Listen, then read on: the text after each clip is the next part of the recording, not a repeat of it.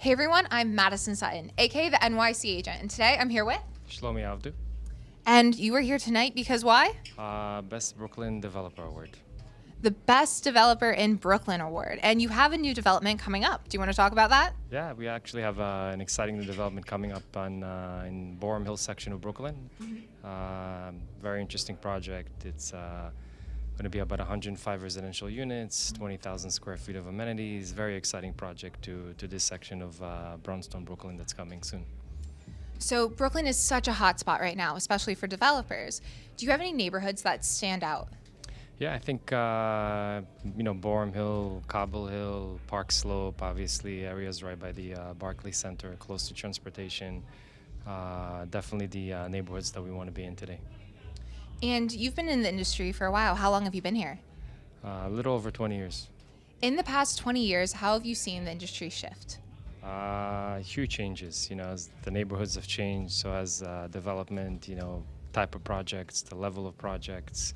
It seems like from project to project, we keep raising the bar as far as quality, detail. So it's been very interesting. So, what would you say in terms of if someone wanted to stand in your shoes 20 years from now, what advice would you give them today? Best business to be in, honestly. Yeah. Just a lot of hard work and dedication, a lot of sacrifice, but it's definitely the most rewarding place to be. As a developer, what are some of the traits and characteristics that you think make you stand out and successful in your industry? I think first and foremost, you need to care about what you do. You need to love what you do, have a passion for it. Really be willing to make a huge sacrifice, both in personal life, to dedicate tremendous amount of hours, to detail and design, and focus more on the work that you do and the quality that you want to deliver, and ultimately care for the buyers that are ultimately going to be buying in your project, and worry less about what people say, and once you do that, good things happen. What makes this new development coming up so special to you? First of all, it's we're very unique. We have a great opportunity to work with some very, very talented and creative design architects. This project has about 5 different design architects, one of which is an international architect. So it's every project is special. You get an opportunity to start sort of white canvas, start from scratch, take a piece of land and come up with a great vision for it, and that's what makes it special. This one especially just because we just completed another project down the block, and this is sort of like a sister project that's coming up, so it's very special.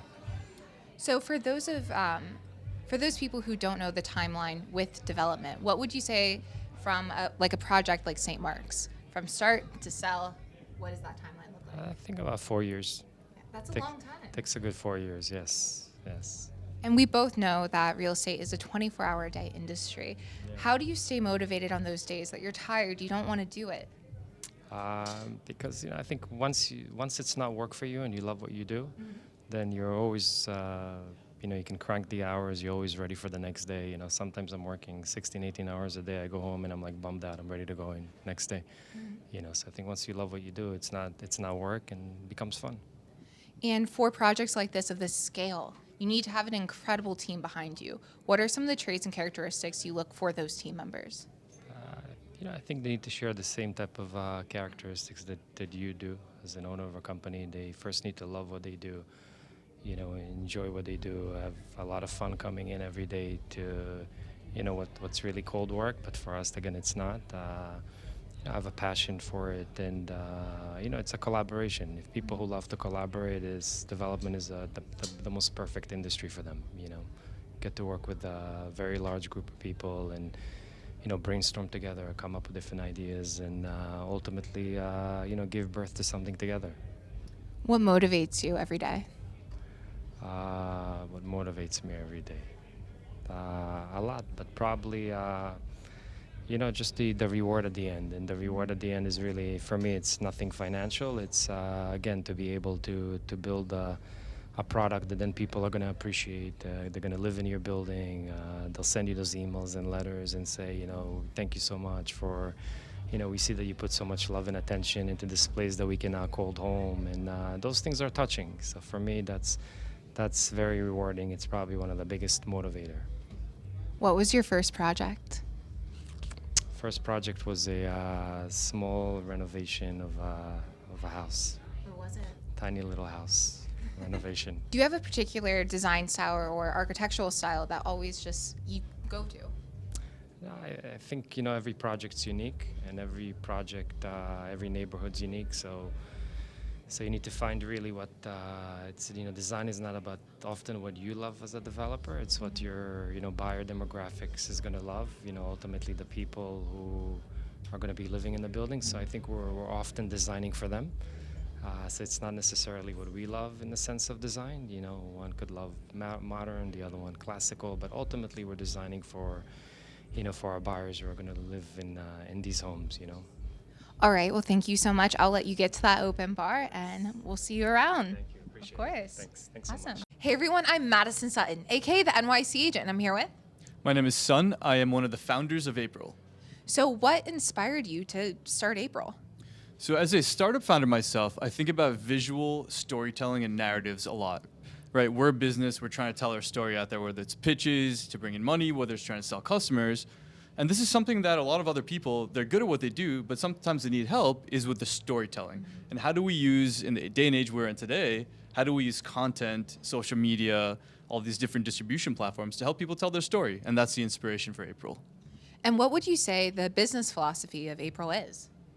We are creative, and we want to help people tell their story in a creative way, right? We have software engineers on our team, we have business people, we have a bunch of different technology people, but we're all very creative minded, and I think that comes through in our product and what we're trying to do out there. So, when recruiting dynamic talent for this atmosphere, what are some key traits or characteristics do you look for in a potential employee? It's exactly that. It's key different traits, right? One of my heroes is Steve Jobs, and Steve Jobs kind of had this philosophy where if you actually want to hire and keep and encourage creative people, you need to let them be themselves. You need to let them tell their own stories, find their little piece in this massive jigsaw puzzle that's April. And I'm not as good as Steve Jobs, obviously, but I've really taken that mentality to heart. So, what tips would you have for other potential startup founders who are watching this right now? Learn how to tell your story. It's something we try to do with April and help other businesses, whether it's in galleries, real estate, businesses. We work with startups. And I realize that's something people need to do is simplify their story. Tell your story. If you're trying to reach an audience, you have to put yourself in their shoes. How are they going to interpret what you say? How are they going to understand what you're trying to say, sell, build? Get good at that. How would you describe your other two co-founders? The three of us are kind of like the three musketeers, and I'm that fourth one, the one that wasn't considered. No, I'm just kidding. We're really cool. We all complement each other in very different ways. I have a certain skill set, and then my other two co-founders have very different skill sets, and together we make one functional founding team, I should say.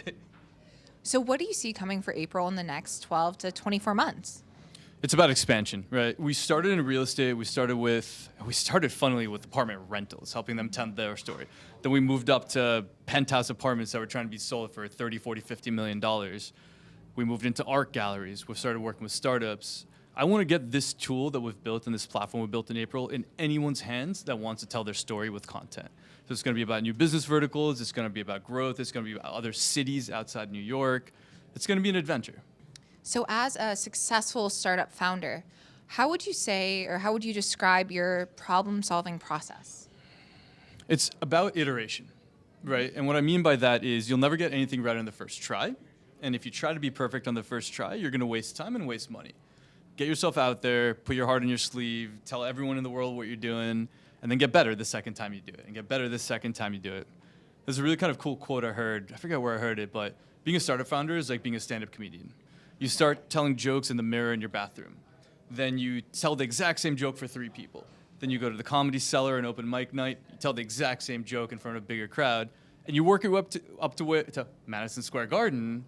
You're saying the same jokes, but your audience is getting bigger and you're just getting better and better at it. That's what I mean by iteration, just getting better at doing the same thing. What are some of your top tips for pitching investors? Simple. Keep everything simple. Investors are some of the smartest people out there, but their attention spans are generally 5 to 6 seconds. If you can't nail the first word or first sentence, you've lost them. They call it the elevator pitch. It's kind of a cliche thing, but that's what gets people's attentions. So how do you think April got everyone's attention? We let our work do the talking. We kind of have this philosophy where we make video content. Let's get out of our own way and let the videos that we're putting in front of people tell not only other people's stories, but what we're doing through that. That's our product. It's the actual content itself. So as a founder, it can be incredibly difficult. It's a 24-hour-a-day job. What are some of the things you do to stay motivated on those days where you don't want to get out of bed, you don't want to do the work? For me, it's fun. This is people I get to work with. It's my teammates. A lot of them are here around us today. They're my friends. They're some of my best friends, actually. And for me, it doesn't feel like work. I get to wake up and be like, oh, yeah, maybe an uncomfortable conversation, but I'm having that with a close friend. And that kind of makes it a little bit easier. Who's your favorite? Who's your second favorite? Nice try. I'm going to plead the fifth on this one. I can tell you who's not my favorite. Go for it. Just kidding. So when dealing with a startup, picking the name is such a crucial aspect of branding. Where did the name April come from? When I was a kid, my favorite TV show was the Ninja Turtles. Obsessed. Okay. Obsessed with it. I don't know why, I was just kind of weirdly obsessed with it. But my favorite character was not one of the four turtles. My favorite character was April. April was this really badass computer programmer who used her amazing skills and intelligence to fight the man. So when I was a kid, I was really obsessed with this. But what April did was she was kind of this like guide and a voice and a mentor to the turtles, who were these lost teenagers. They were roommates. So when we were building a real estate company, we realized that April was kind of the glue to helping people find their community, find their voice. And she's always been my hero. What are your top 3 books for founders? Good to Great. It's an amazing book. It kind of teaches you how to get out of the rut of the habituality, how to, we always kind of get in this rut of doing the same thing over and over again. How do you get where you want to go, right? There's no judgment, there's no whatever, but if you want to get something, how do you get there? Second book is a book my dad made me read when I was in 3rd grade. Dale Carnegie's How to Win Friends and Influence People. You had to read that in the 3rd grade. Yeah, my dad was weird. He made me read all these like CEO books when I was like 7 or 8 years old. But Dale Carnegie had this just like old school American, just a smooth approach to how do you talk to people. And as a natural introvert, that was something I guess my father wanted me to learn at a natural age. And the third one is Lean Startup. It's it's Eric Ries. It's a book that pretty much every startup founder, if you haven't read, you have to read right away. Teaches you just how to have an interesting mentality over understanding what you're spending on, how to get your product out there faster, how to move quickly. Obviously, all my co-founders have read it, and that's kind of been our Bible until this point. As a true New Yorker, what are some of your favorite parks in New York City for a nice Sunday stroll? Hands down, this might be a hot take, but Riverside Park on the Upper West Side, #1 park in New York City. It's a long, skinny park. It kind of borders Riverside Drive and the water, but it's been done up so nicely. Amazing park. #2, McCarran Park. I know you're a fan of McCarran as well. Just amazing vibes, amazing people, cool community. And 3, you gotta go to Central Park. Even though it's Midtown, it's Uptown. I'm a downtown guy myself, but Central Park, once you're there, you don't feel like you're in New York. And what are you most excited for the Red Awards tonight? It has been so cool to meet the different people here in the real estate community. I feel like, I'm brushing shoulders with some of the best real estate developers, architects, real estate brokers. And it feels like we're all friends. It feels like I've known these people forever, and they're, hey, how are you? Nice to meet you. What's going on? Everyone's so friendly. And it's kind of cool to be, I've heard about this real estate community, and obviously we do business with a lot of these people, but to see everyone in kind of a very fun setting, it's been really nice to get to know them on a personal level.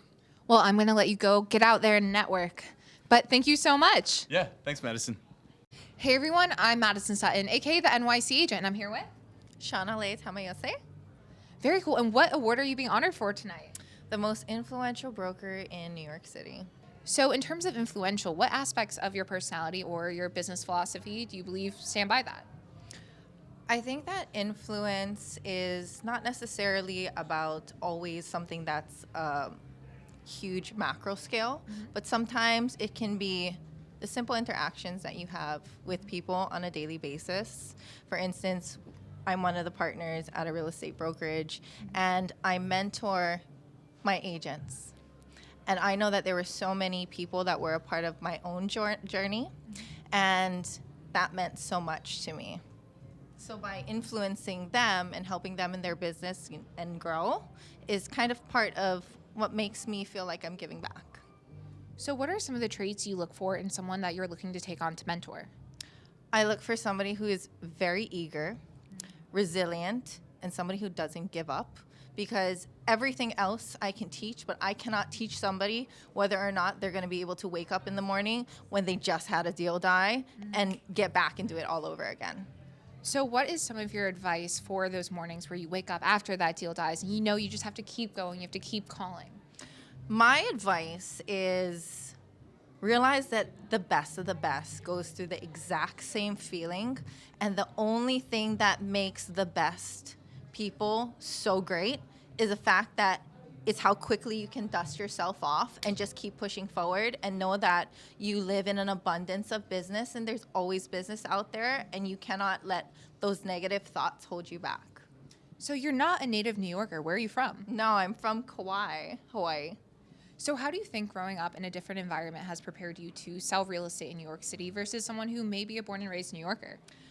So I grew up with very young parents. My mom was 16, my dad was 19. So everything that I've worked for in my life, I've always had to fundraise for. So I've literally had to door knock and sell malasadas, Portuguese sweetbread, all the things that Hawaii people love eating, just so that I can raise enough money to enter into a pageant or to enter into a tennis competition or a Polynesian dance competition. And that is all selling through necessity so that I could pursue the things that I wanted to do. And look what happened. I mean, I'm selling today. And so I don't think that I was a natural born seller. I feel that I got really good at selling out of necessity and life circumstances, but it has prepared me to be very successful in New York City real estate, where the competition is really high. So you are a tennis enthusiast. How do you think that being an athlete has prepared you for your career in real estate? In tennis, when you are down and you only have one more point until you're out of the complete match, let alone the championship, you have to focus on that 1 point alone. And then with that, you build one thing on another. I think that builds resilience and it creates extreme focus, so that you're not focused on, oh my God, I'm so down, I don't know if I'm gonna make it or not. It brings out like the resilient, persistent person, the fighter in you, so that you're like, no, I'm gonna do this, 1 point, let's go, and we're just gonna push forward. And I think that's really important in New York City real estate. So you have the fighter and then you have the pageant queen. These are two theoretically contrasting things. How do you combine the two to make, the agent that your clients know and love? So I was really fortunate to be a part of the Miss Hawaii organization, which is a feeder into the Miss America organization. It's a scholarship-oriented pageant. So I've actually been trained by an interview coach to answer all of the questions from a platform question. Platform is basically something that you are passionate about, that you become an advocate for, and you have to be very well aware of local, national, and international news, plus your platform. It prepares you because you need to be very well-versed in every aspect of not only yourself, but the world and the news and what's happening around you. That is applicable to learning about other people. Not only what they do, but who they are as people. And I think that that's kind of how it transitioned from one to the other. That is an incredible answer. So we are in a male-dominated industry. Do you have any advice for young women looking to get in the industry? My advice to younger women would definitely be, don't let the male-dominated industry hold you back. Look at it as gender neutral. In many other industries, the pay grade is not the same, and women are still trying to come up in terms of trying to meet the same pay grade that a man gets. In real estate, that's not the case. We negotiate what our fee is going to be. So instead of looking at it as, well, I'm getting into a male gender-oriented field, look at it as, I'm getting into a very aggressive field that's filled with very intelligent people, and in order for me to play the same game, I need to come with the same tools and the same skills. I think that's a better way to look at it, as opposed to looking at it as, I'm a female and they're male and I wouldn't do good because I'm a female. No, I don't think that's a correct way to look at it. What would you say are some of your strategies that defined your success? I think that the most important strategy that defines my success is being true and genuine to who I am as a person and embracing the Hawaiian culture. the Hawaiian culture is about putting other people first. And I feel that in business, a lot of people, especially within the real estate community, they think that real estate brokers only care about the fee. I think that a lot of the time, success comes when you put your client first, even if that means that you're not going to make as much money. But that doesn't matter, because at the end of the day, when a client knows that you only work in the best interest of them, they will refer you other clients. And that's how you're going to get continued business. And I think that that's a huge differentiating factor in a city that tends to be a little aggressive and a little self-centered sometimes, to become warm-hearted and be a good person, do good for others. So you're talking about doing good for others, and you're a part of a number of charities and philanthropies. Do you want to talk about those? So I am very passionate about the No Kid Hungry Foundation. Before I was a finance major, I was a pre-med major, so I actually wanted to be a pediatrician. I didn't want to get into massive medical debt, so I said, you know what, let's just go ahead and change it to business. But it doesn't deviate from the fact that I love children. And I think that, you know, when you are successful, or no matter how much success you actually achieve, I think it's really important to give back in any way that you can. So the No Kid Hungry Foundation, Charity Water, providing clean water for people in underdeveloped countries, and then supporting the St. Patrick's Cathedral is really important to me. That's awesome. So one last question. As a New Yorker now, do you have any hidden gems or favorite hotspots that you want to tell everyone about? Favorite hotspots? Oh, God. I think that it's not necessarily a hotspot, but so I am Japanese, Hawaiian, Portuguese, Korean, and white ethnically. Oh, wow. But I love my Korean food. So I love actually going down to K-Town, doing karaoke, having Korean barbecue. Like, it really brings me back home to Hawaii, because that's really popular. So it's not necessarily a hot spot, but it's something that I enjoy doing. All right, well, thank you so much. I'm super excited to go back and... Sorry. Hey, everyone, I'm Madison Sutton, aka the NYC agent, and I'm here with... Shanna Gatanis, Design Studio 15. So you were just telling me you were working on some insane projects right now. What are some of your favorites? Craziness. We're working on a 20,000 square foot new build down in Florida, and in New York right now we're working on my favorite project is a brownstone 5-story building that was once upon a time owned by the Beatles. It's an amazing new project. So how do you preserve the history in a brownstone like that? Well, you do it with a lot of permitting. So the outside of the house has to keep the main integrity of the time period, but the inside we're completely blowing it out, cutting the back of the house out and extending it 40 feet with a full lap pool in the back in Soho. That sounds absolutely incredible. It's going to be awesome. When will that be ready? We're looking at Q1 of next year. Very cool. So do you have any other projects that are just standing out to you right now? We do. We have an amazing project currently live right now at 520 Park Avenue with the Zeckendorfs. It's an amazing building on Park Avenue. It's a model home. It's 5 bedrooms. Incredible. I invite you guys to come by and check it out. So you are in a very male-dominated industry. We both are. What are some of your tips and tricks or pieces of advice for young women looking to be in your spot right now? Be smart, be savvy, know your craft. Very cool.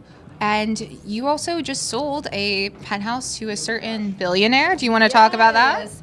We were very lucky enough to work on the design of the 212 Fifth Penthouse, which is a 3-story penthouse that Jeff Bezos purchased, Nikki Fields being the selling agent for Sotheby's. And it was a dynamite project, absolutely incredible. Madison Equities with the developers. Very cool. And what would you say are some of the biggest misconceptions about what you do? The biggest misconception what I do is I'm a licensed interior design architectural detailer, and I get called a stager sometimes or a decorator, which all those things are amazing. But what we do is instead of coming into a room and filling a room, my objective is to come in and redefine a room. So we're looking at architectural detailing, how to reshape a space, how to get better flow and energy through the space as well. So what are some of the trends you're seeing or favorite styles that you have coming up for 2024, 2025 and on? I think the common trend right now is throw the rule book out the window. Have fun with design. I'm a big advocate with our clients of encouraging my clients to know who they are and letting their environment reflect who they are. So if you're a maximalist, if you're a minimalist, we roll with that. So we really want people to feel empowered by their space and feel comfortable in it. It doesn't need to look like your neighbors or what you see on TV or in a magazine. So what you do is a very emotional position to be in. It's a very emotional job. You're in people's homes every day. How do you get past what I imagine could be a wall when someone doesn't quite know their style? Yeah, that happens all the time. When people hit a wall and they don't know their style, my objective, by the way, as a psychology background major, is to help them feel comfortable with who they are, what they represent. So we do an actual process that helps them discover that.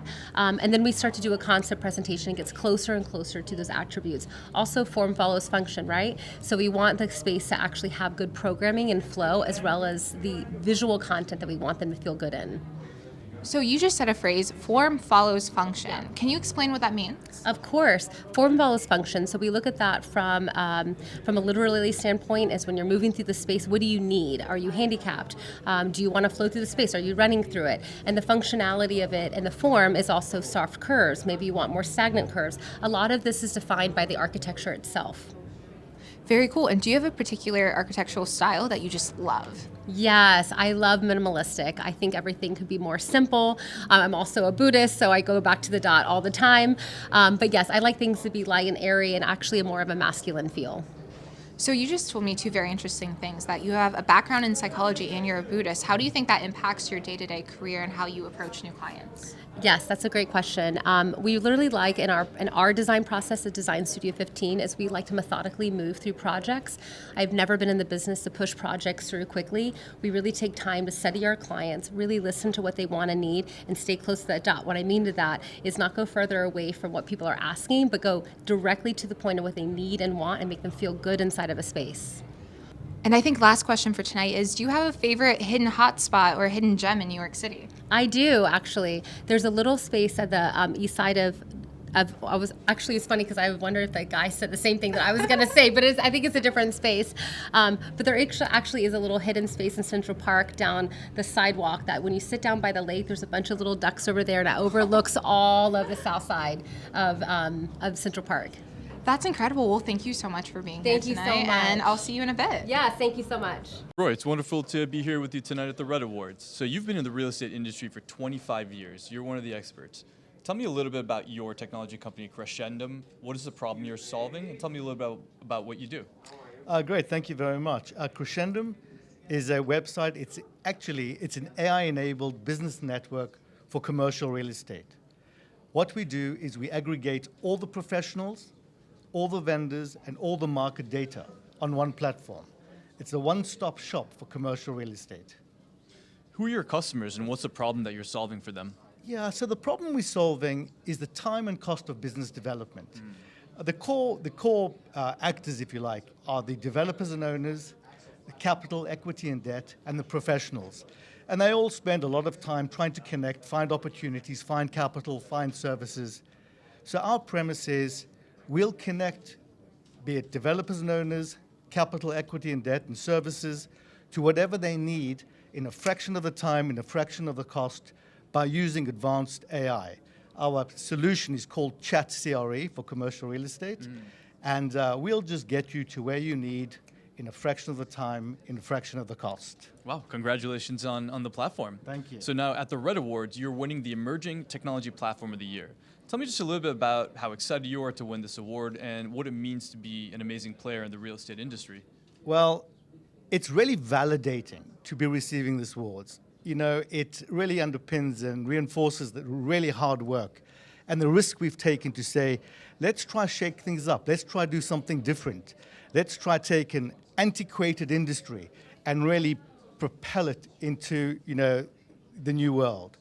And the award is validation of our efforts. It's taken enormous time and enormous cost, and we're very proud to be here. You showed me a PDF earlier with, I believe it's 15 or 16 of your teammates that are here with you in spirit winning the award. Tell me a little bit about your team. We have an amazing team, actually. About 15 months ago, when I had the idea of this, we spoke to a company out in Silicon Valley trying to raise capital, and they said, love the idea. If you can pull it off, big if, we'll give you the team to do it. So they came in with investment of 15 people based here in the US and offshore. And we've gone over the last 15 months executing on this project. So we're thrilled with the award, and they're all with us here in spirit tonight, wherever they are standing or sitting or lying anywhere in the world tonight. So it's wonderful. It sounds like you're very proud of your team. That's amazing. And I've heard that you're holding a launch event for Crescendum on June 15th. Tell me a little bit about that. We are indeed. So on the heels of this award, we decided to publicly unveil our platform for the first time.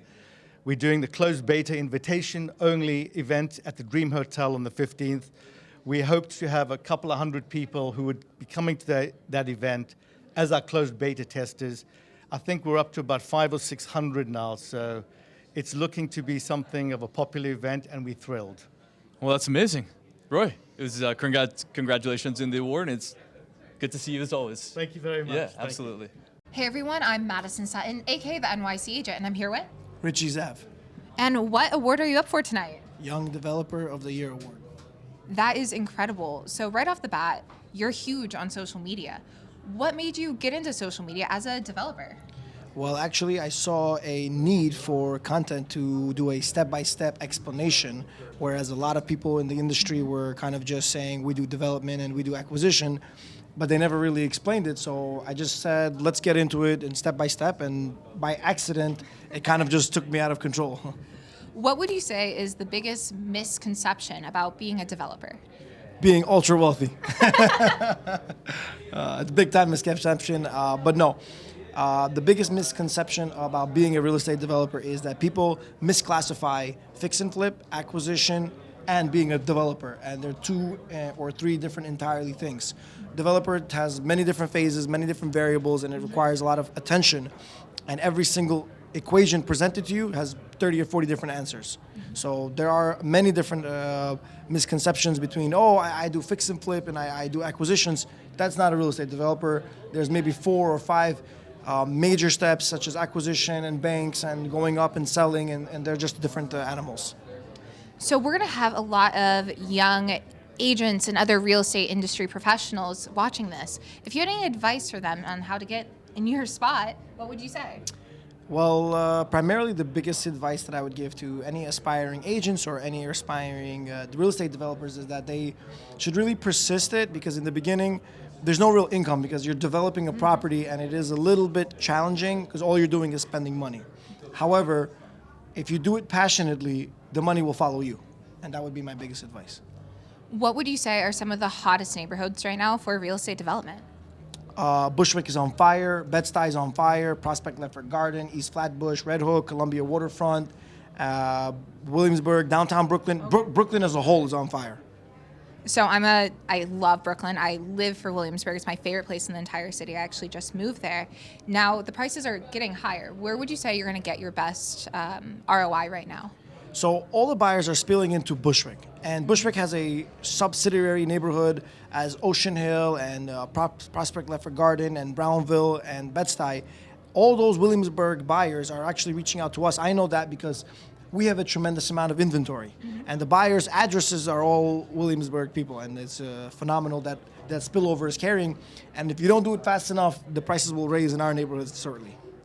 How would you say social media has impacted your business? It has impacted my business tremendously. I mean, I've quadrupled my business 3 times this year, and it's actually helped me. If you're looking for any type of worker, laborer, investor, I mean, it's so scary. You could just put up a post and people are just going to forward that 45 times over, and before you know it, you have any type of tradesman or investor or anybody that you need reaching out to you. And that's actually one of my videos went viral, like 2 or 3 million views, and my phone went from 10 to 50,000 in 3 weeks.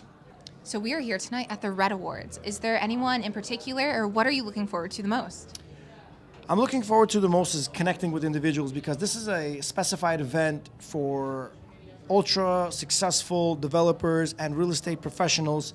You want to be in a room like this, I would classify this as the all-star game of real estate people.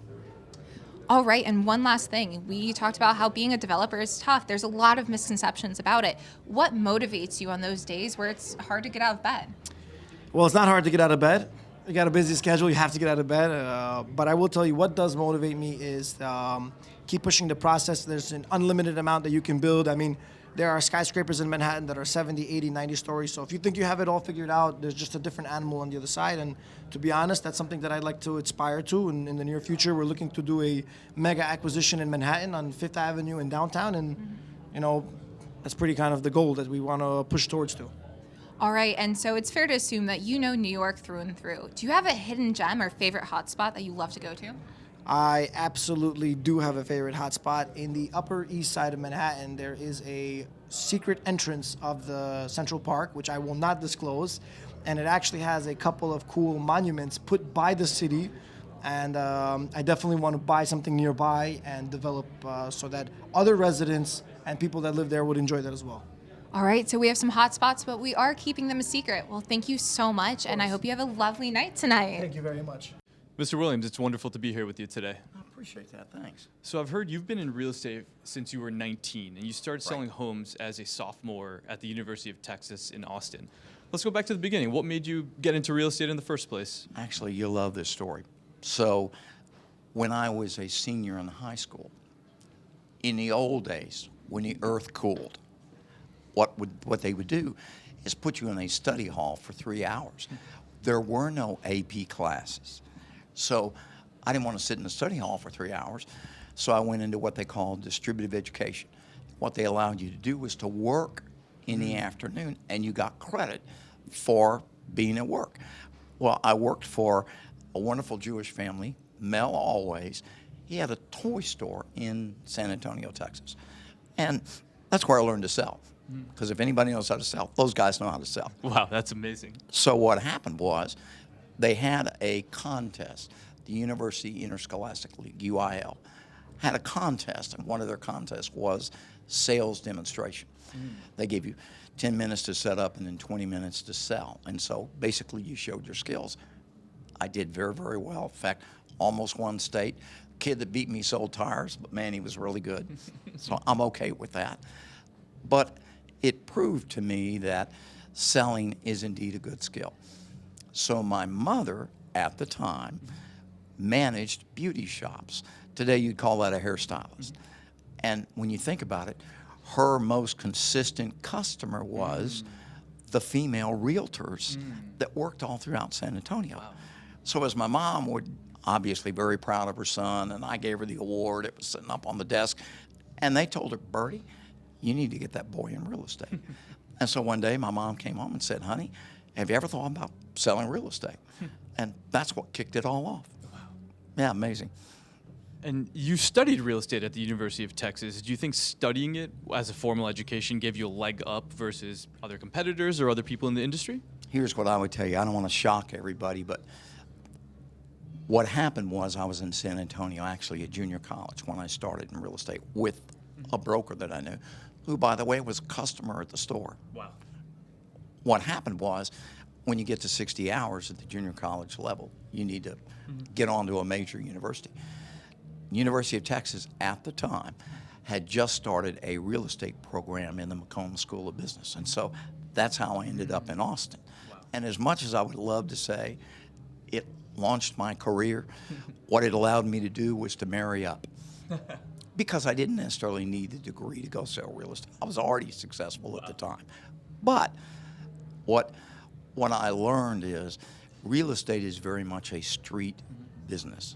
You learn it by doing it. If you want to get good, leasing properties in New York, downtown Manhattan, then get out there and start doing it. The more you do, the better you get. Yeah. Now, success has a lot more to do with your ambition and other things. But in terms of having the training, it was great learning from a lot of those professors. But most what you learn is getting out there and making it work. Wow, that's amazing advice to probably anyone. So let me ask you, we're in the Red Awards here. We're in a room full of some of New York's top professionals, and you're not a New Yorker, but you're one of the country's top professionals. How would you say that real estate within New York is different than real estate outside of New York City? Well, here's what everybody who is in New York and hears me say this totally understands. New York is its own microcosm. There is no question about that. You've got some really good firms. They've been here for years and years. They built up a lot of clientele. And so they tend to work within their own area. If you get outside of New York and, Queens and Jersey City and all of these areas, they function very differently than what you would have down in the Midtown Manhattan area. But the reality is a lot of the basics still apply. You still got to have good data. You still got to have good relations with the other brokers themselves. And what I've found is, as much as they think they're different, in many, many ways, they still function like a group that would be a member of a board of realtors. They still function the same. Gotcha. You still got to have the knowledge. You still got to have the drive. Like they say, if you can make it in New York, you can make it anywhere. And if they're not coordinating with each other, as much as other brokers might through a coordinated MLS system that you see around most of the country, it's very necessary for them to have close relationships with each other. That's the real difference we see. Wow. So you are obviously Mr. Williams, the founder of Keller Williams. You Co-founder. have co-founder of Keller Williams. Pardon me. You have over 200,000 agents working under your umbrella. Right. You're probably the most qualified person to ask this question to. Where do you see the real estate industry in 5 years? Here's what I would tell you. Real estate is, number one, it's a very local business, okay? So you really have to understand that. Real estate in Midtown Manhattan is totally different from Miami, totally different from Dallas, Texas, totally different from Scottsdale, Arizona, other than the fact that the buyers and sellers are there. Right. But the processes and the things they do can change. However, real estate has done extremely well all across the United States because home ownership is a driving force. I remember years ago when I can't remember who it was. She said, well, the millennials, they're not really going to buy homes. They're going to want to rent. And I'm thinking, you're not in the business, ma'am. You don't understand. The minute they start having kids, they're going to want some space. And that's exactly what's happened. The pandemic sped that up with the digital transformation that's occurred. Everybody is doing everything they can to adapt to a new office environment. And it is going to be very different. However, real estate tends to work in ebbs. Cycles up, cycles down. And what the gentleman said here tonight about the fact that prices are low now in New York, but you watch them in 3 or 4 years, what's going to happen? They're likely to go back up. So I don't think it's going to fundamentally change that much. Some industries, AI, technology, are really going to impact. But real estate's a very physical business.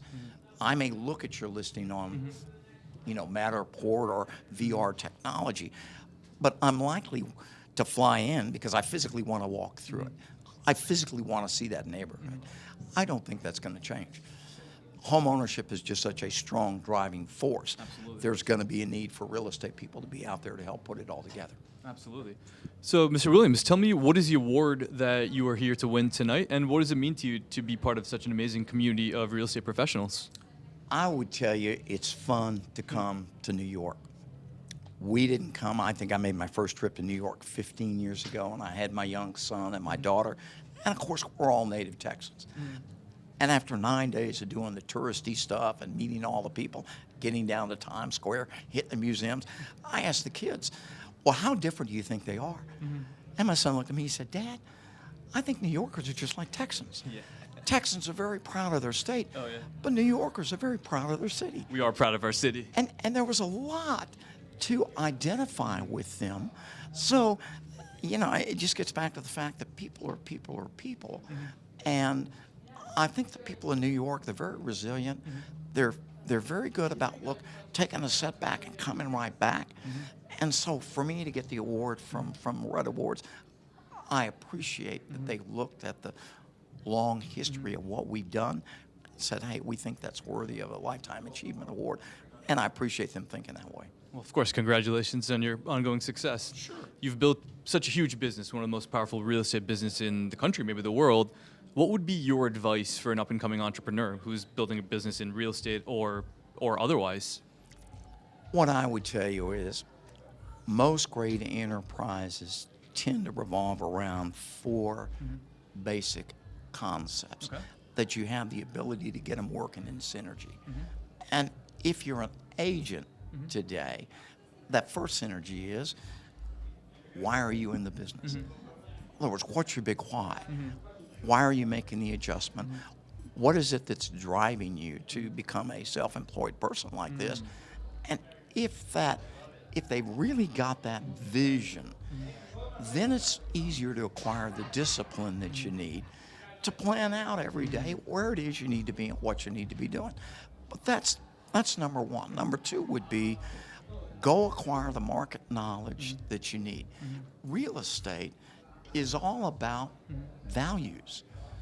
What drives values in an area, whether I'm in Queens or, I'm in North New York, Hudson Valley, what is it that's driving those values? And most of the time you'll find it's public data. It's available. It's school districts, it's jobs, it's supply and demand, it's city policy.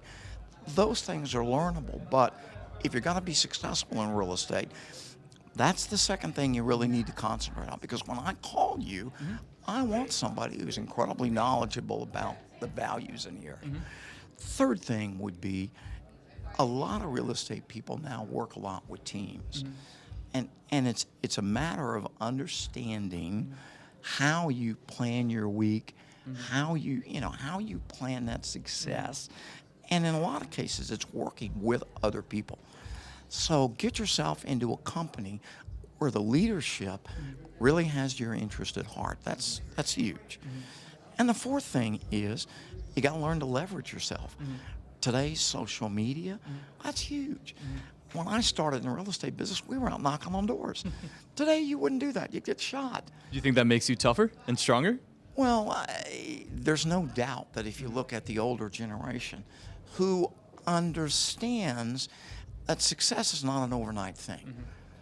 It's just like, listen, we're a private company, but we're private for a reason.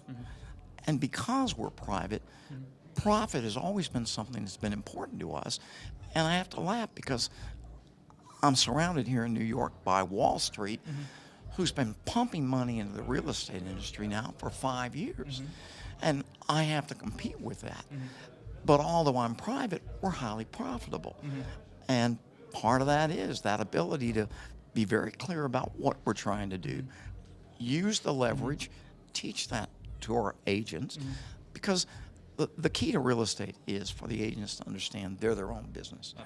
They have to be the captains of their own destiny. So the best thing that we can do is to be able to say to them, let me show you how to run your own business. Oh, and by the way, in the Keller Williams system, you're the brand, not the company. Wow. You're the brand. Yeah. Well, that's a very different way to think. But that's propelled a lot of our growth, which has been totally organic. Amazing.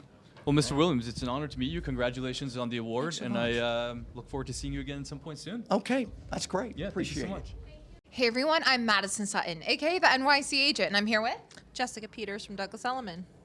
And you've been in the industry for a minute. How long have you been here? I have. I've been in the industry for almost 17 years in November. So in the past 17 years, how have you seen the industry shift? I mean, it's really interesting because when I started in the industry, I started in Williamsburg where they were selling the Edge at like $600 a foot. So now that I see all those resales at like $2,000 a foot, it just like blows my mind. So it kind of ages me in the industry. But I've seen a lot of different iterations of Brooklyn since I started. Would you say you specialize in Brooklyn? I predominantly do Brooklyn. I think I maybe do 1 or 2 deals outside of the borough a year, but yes, predominantly Brooklyn, yeah. So why did you choose Brooklyn? So I started in Manhattan and, I was young and I don't know, not that there's anything wrong with it. I just didn't feel the vibe. And my uncle, Chris Peters, who was head of 26 West 17th Street at the time, which is now 111 Fifth Avenue, was like, you should go to Brooklyn. Brooklyn's really cool and hip and young and like, you'll do really well there. And I was like, okay, I'll try it. And I went and, it took me a hot minute to get my footing, but it was literally the best decision I ever made. So thank you, Uncle Chris. What would you say are some of the biggest misconceptions people have about the real estate industry? That it's super glamorous, not that hard, that it could be a part-time job.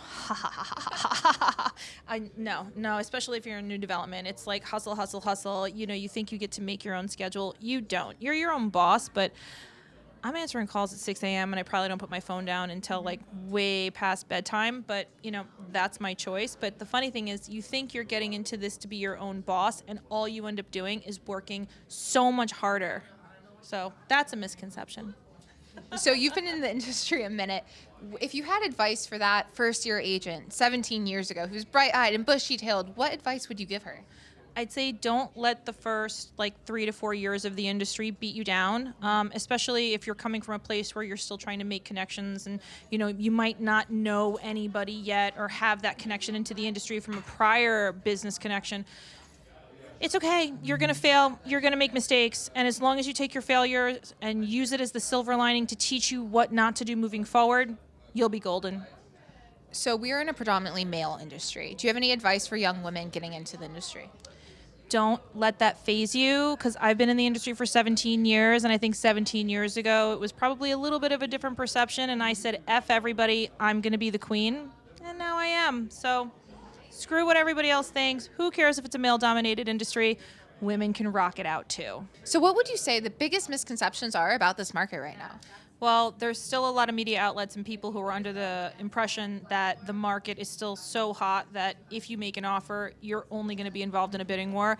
I am unfortunately pleased to say somewhat, even though it's an oxymoron, that you're wrong. You can get good deals now. You don't have to pay more than the ask, and you might even be able to negotiate a little bit, so don't be afraid to get your feet wet. All right, last question. Do you have any hidden gems or New York City hotspots you would like to tell everyone? God, I'm so not cool, but I'd say Sunday in Brooklyn is probably one of my favorite places to go for breakfast, lunch, or dinner. Really great cocktails, really great food, really great staff. What do you get? Pancakes, wine, and really rad salads when I'm feeling healthy. That's a hell of a Sunday. Well, thank you so much, and I'll let you get back to the awards. This was great. Thanks so much, Madison. Of course. Hey everyone, I'm Madison Sutton, aka the NYC agent, and I'm here with. Matthew Hughes, Brown Hire Stevens, And what award are you up for tonight? Premier Residential Real Estate Broker of the Year.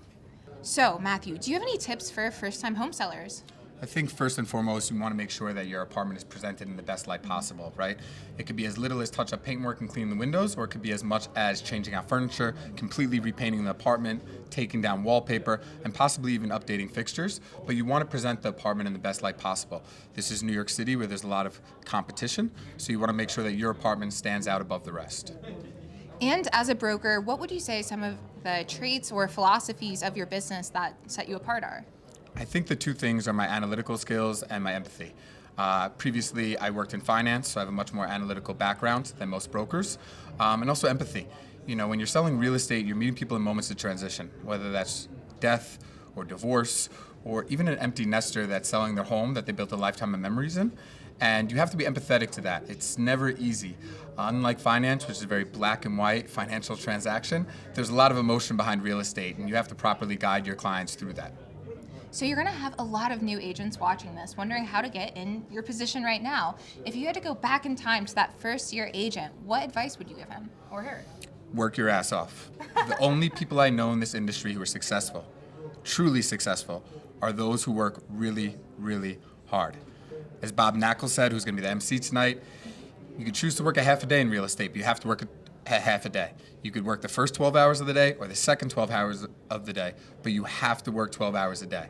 I don't care how connected you are. I don't care what private school you went to. To make it in this industry, you have to have tenacity and you have to have grit. And what would you say are the biggest misconceptions about the market that we're in right now? I think the biggest misperception right now is interest rate, right? We've gotten used to and spoiled by interest rates that were sub 3, if not sub 3.5%.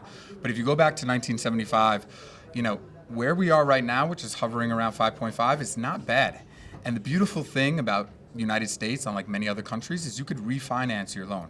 You cannot do that in other countries. So, we've only had 3 dips in our marketplace in 40 years.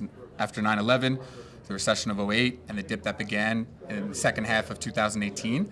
So if I was a buyer, I would take advantage of the deep discount in prices, marry the apartment, date the rate, and refinance in the future. That's awesome advice. So you are a true New Yorker. Yes. What would you say your favorite hidden gem is or hot spot that no one else seems to know about? There's so many. I think a lot of people who come to visit New York City go to the wrong places, such as Times Square or Empire State Building, Statue of Liberty, which have beauty in itself. But it's the people, it's the energy of New York City that really make it special. Walk the streets of the West Village, go down Hudson River Park, check out art galleries in Tribeca, even go to the cloisters all the way uptown. Visit our beautiful museums. You go for a walk anywhere else, it's relaxing. You go for a walk in New York City, it's exciting. And last but not least, what are you most excited for tonight? Just to kind of rub shoulders with some of the biggest players in New York City residential real estate as well as commercial real estate and development. We always work nonstop, so it's nice to kind of take a step back, take a breather, and socialize with each other, and kind of exchange war stories and laugh about it and make the best of the evening. Well, as always, it was nice seeing you again, Thank and you, I'm sure I'll Madison. see you out there in a bit. Great Thank job. you very much. Appreciate it. You rock. You're a great interviewer. Hey everyone, I'm Madison Sutton, aka the NYC agent, and I'm here with. Jonathan O'Malley. And Jessica Markowski. So Jessica, you just won quite the award. Can you tell me what you won? Yeah, so I just won the Social Media Influencer of the Year award. Very cool. And what does that mean to you? So to me, I come from a social media background before getting into real estate, and I know the power of social media in the sense that I was able to speak to an audience. I was able to interact with people in a way that converted into sales.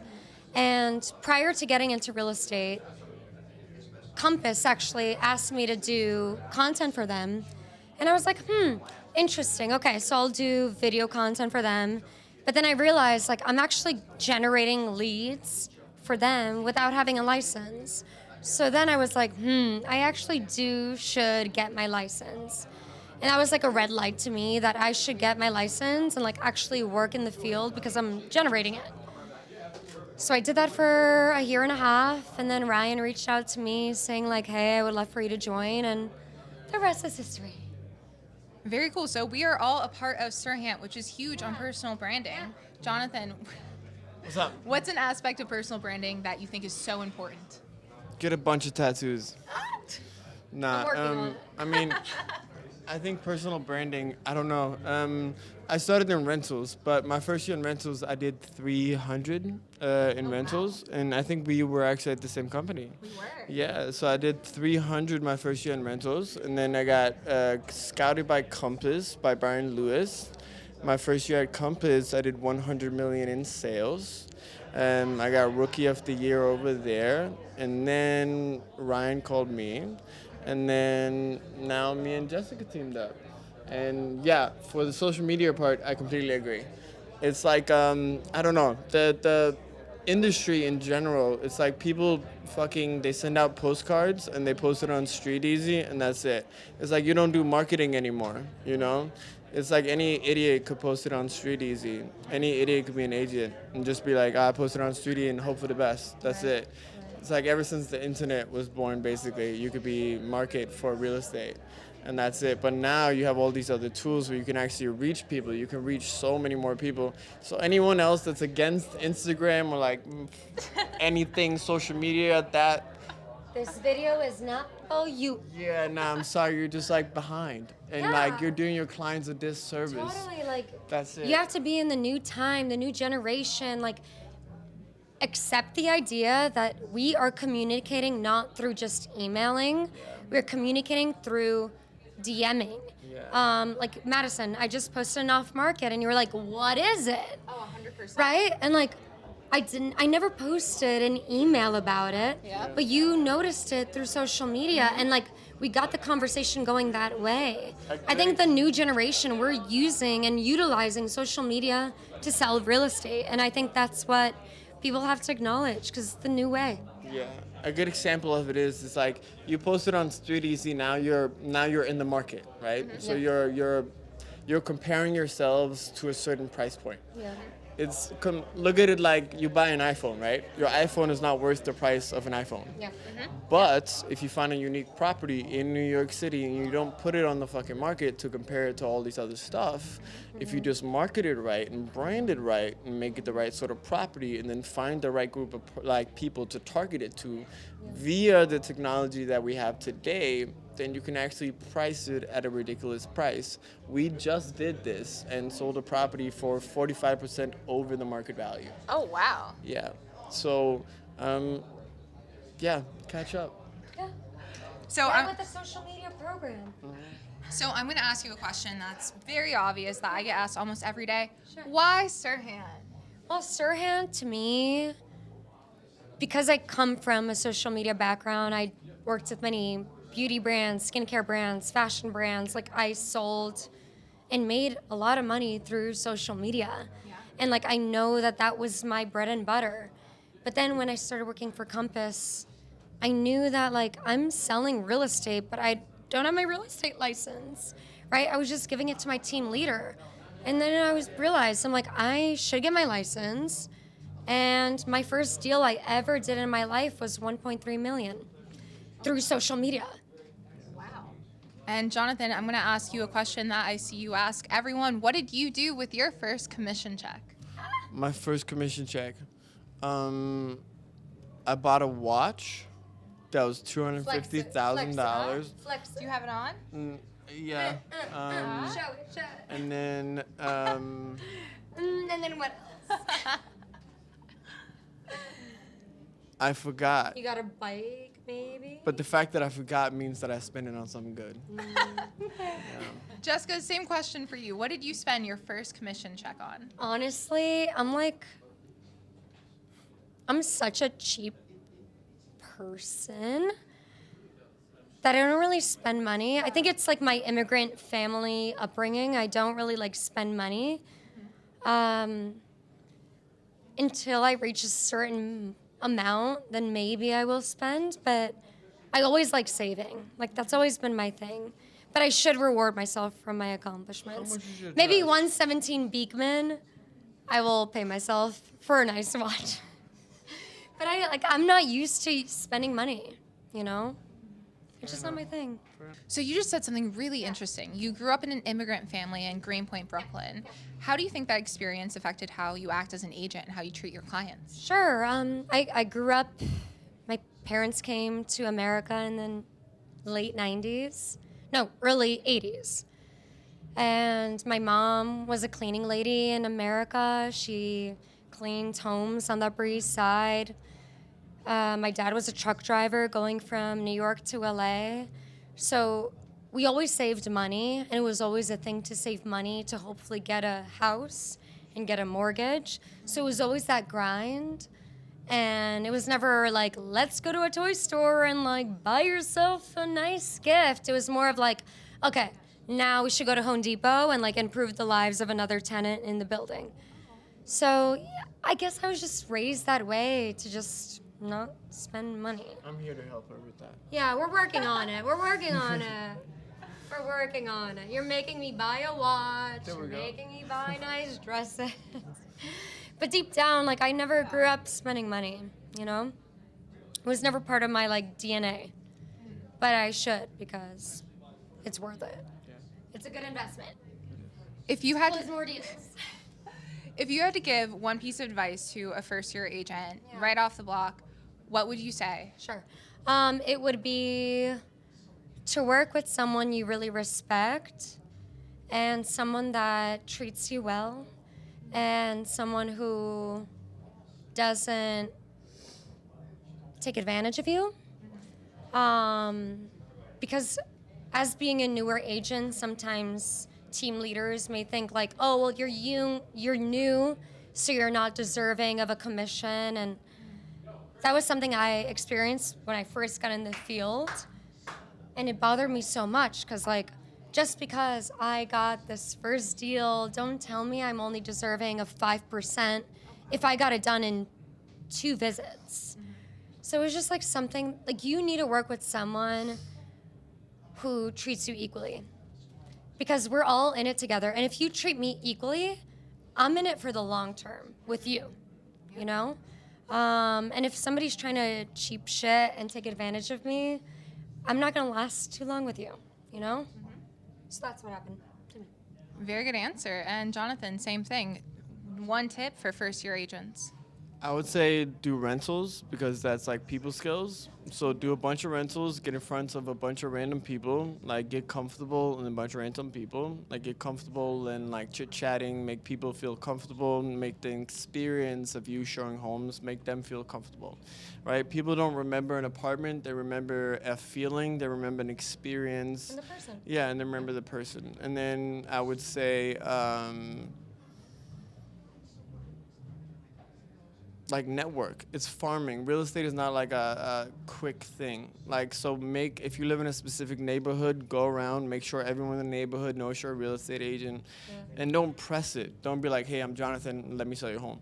Say, hey, I'm Jonathan, and like at the coffee shop, and then maybe next week introduce to them that you're a real estate agent, and then say you're like, it's farming. So it takes time, right? But real estate, rentals, definitely first, for sure. Awesome. Well, thank you guys so much for doing this, and I hope you guys have a great night. Congrats on everything. You look lovely, and I'll see y'all at the office. We'll see you in the office tomorrow Thank you. morning. Yeah. Bye. Bye. Hey everyone, I'm Madison Sutton, aka the NYC agent, and I'm here with. Filippo Cinotti, And which firm are you with? Cinotti LLP.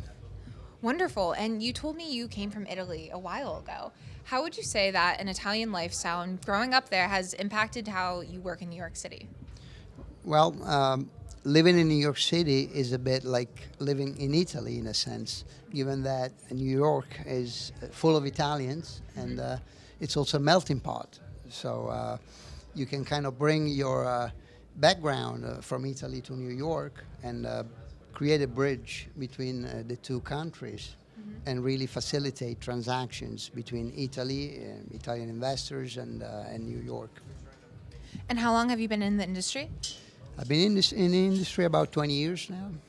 So over the past 20 years, how have you seen the industry change from your point of view? Well, you do see changes in real estate, but real estate is cyclical. So you may have a change 1 year, but then 3 years after, you go back to square one. And that's one thing you need to understand. New York is overall one of the strongest real estate markets in the country. And that is the reason why many foreign investors prefer New York over other jurisdictions which fluctuate more. So I would say that one benefit of investing in New York is that once you want to dispose of your asset, you can do that quickly, especially if it's properly priced. So you went to law school in Italy as well as NYU. What made you decide to come to New York City? Not sure. My mother keeps on asking me that question. But I always wanted to be an international attorney. I came to New York to study, to do an LLM, a one-year LLM. And then, you know how life is. I just decided to stay. I got a job, and then I got a better job after that one. And then eventually I opened my own firm, and here I am 20 years after. What would you say is the biggest misconception that the public has about what you do? I'm not sure if there is a misconception. Perhaps there is one concerning aggressive attorneys that maybe chase ambulances, but that's not the type of work we do. We facilitate transactions. I feel that we help create something. We make things happen for our clients. And you can have a couple, they want to buy their first home. We help them do that. Or maybe you are an investor, you want to buy a piece of property. We tell you how to do it, and we do it for you. I would say that what we do is not that subject to misconceptions as much as other areas of the law. So in one sense, you're standing here today, you're very successful. If you had to give advice to someone who wanted to be in your shoes 20 years later, what advice would you give them today? Be resilient, never give up, and have a sense of humor. So another question I love to ask people is if you had to recommend 1 or 2 books for someone who wanted to be in your shoes, did you have any books that changed your life? I would say that read your law books, learn your stuff, and learn your trade. That's what makes a difference. At the end of the day, you need to know what you're doing. So in a sense, you've been in New York for a while now. Do you have any hidden gems or hot spots that you want to tell people about? Well, there are plenty of coffee places that I like, and there are plenty of restaurants that I do like. I like the West Village very much. I also like Soho. But look, Fifth Avenue by the park is unbelievable. It's beautiful. What's your favorite restaurant in New York City? That's a tough question. I have a tougher question. What's the best Italian restaurant in New York City? Well, I tell you something. When I go out for lunch or dinner, I like to go to restaurants that cook something that I cannot make at home. Oh, okay. Yeah, that's my philosophy. So when I would go out, I would choose Japanese, for example, or ethnic cuisine that I wouldn't be able to make it at home. I can cook pasta. I can cook pretty much any Italian dish. And many restaurant owners are our clients, so I wouldn't dare to choose one over another one. But I can tell you that in Miami, where we have an office, I like Zuma. Okay, Zuma. I go there often, yeah, when I'm in our Miami office. When I'm here, I like Nobu. We are in the financial district. They open a very nice location there. So you're at the Red Awards tonight. What made you most excited to come? I wanted to really meet and shake hands with the movers and shakers of New York real estate industry. That's one. And that sounds a bit like cliche. So I came here for just one day, and tomorrow night I'm flying out. I'm flying to a different office. Dear friend of mine told me, I got a table, why don't you come? After all, you're our real estate attorney. And I said to myself, why not? And I'm very happy I did. All right, well, thank you so much. I've had such a good time, and I'll let you get back out there to meet all these movers and shakers. It's been a real pleasure. Thank you very much. My name is Madison Sutton, aka the NYC agent, and I'm here with. Lisa Simonson. And Bob Knackel. And tonight we are at the Red Awards. So, what award are you being nominated for? New York City's top luxury broker. Very cool. And I'm just the master of ceremonies. I'm here to make sure everybody gets their awards and the recognition that they so richly deserve, just like Lisa. well, in that case, I'm going to hand you the mic because you seem pretty good at this. Thank you. Thank you. So, you guys have known each other for a decent amount of time. How have you guys seen the industry shift over the years? Well, I have to tell you, the industry has shifted very, very significantly, mostly based on technology. I'm embarrassed to say I started in this business in 1984. I had no computer on my desk, no fax machine, no cell phone, no nothing. I mean, it was the dark ages. So today, the world is very, very different. But I met Lisa about 20 years ago. I sell a lot of land and development sites, so I need to know what those apartments will sell for. And she's been an unbelievable resource in terms of giving me market information about the condo market. And so it's been a great relationship over the years. Very cool. Do you have anything to add to that? Well, first of all, I'm very honored to be here. Thank you, Madison, and of course, thank you, Bob, because we have been friends for so long, and he is, incredible expert and the go-to person. But this is just a very exciting time, I think, to be in. I mean, real estate. People are always this is a challenging time. When you're passionate about what you do, it's there's always opportunity. And of course, to be in New York City, I just always feel very humbled and privileged because this is the place to be, and there's always opportunities for buyers and for sellers. You guys are here for a reason. You are here for an incredible night. But if you had to give advice to that first-year agent who's just looking to break in and maybe they're struggling a bit, what are some of the pieces of advice you'd give?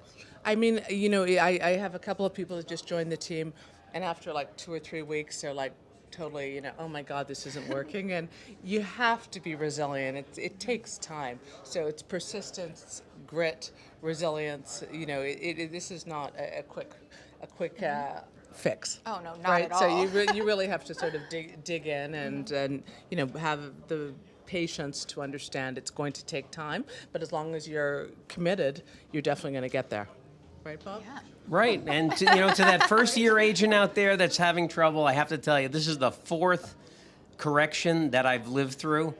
Going back, the first one was in the early 90s during the S&L crisis, and one thing I can tell you, take heart, that the market has been, is, and always will be cyclical.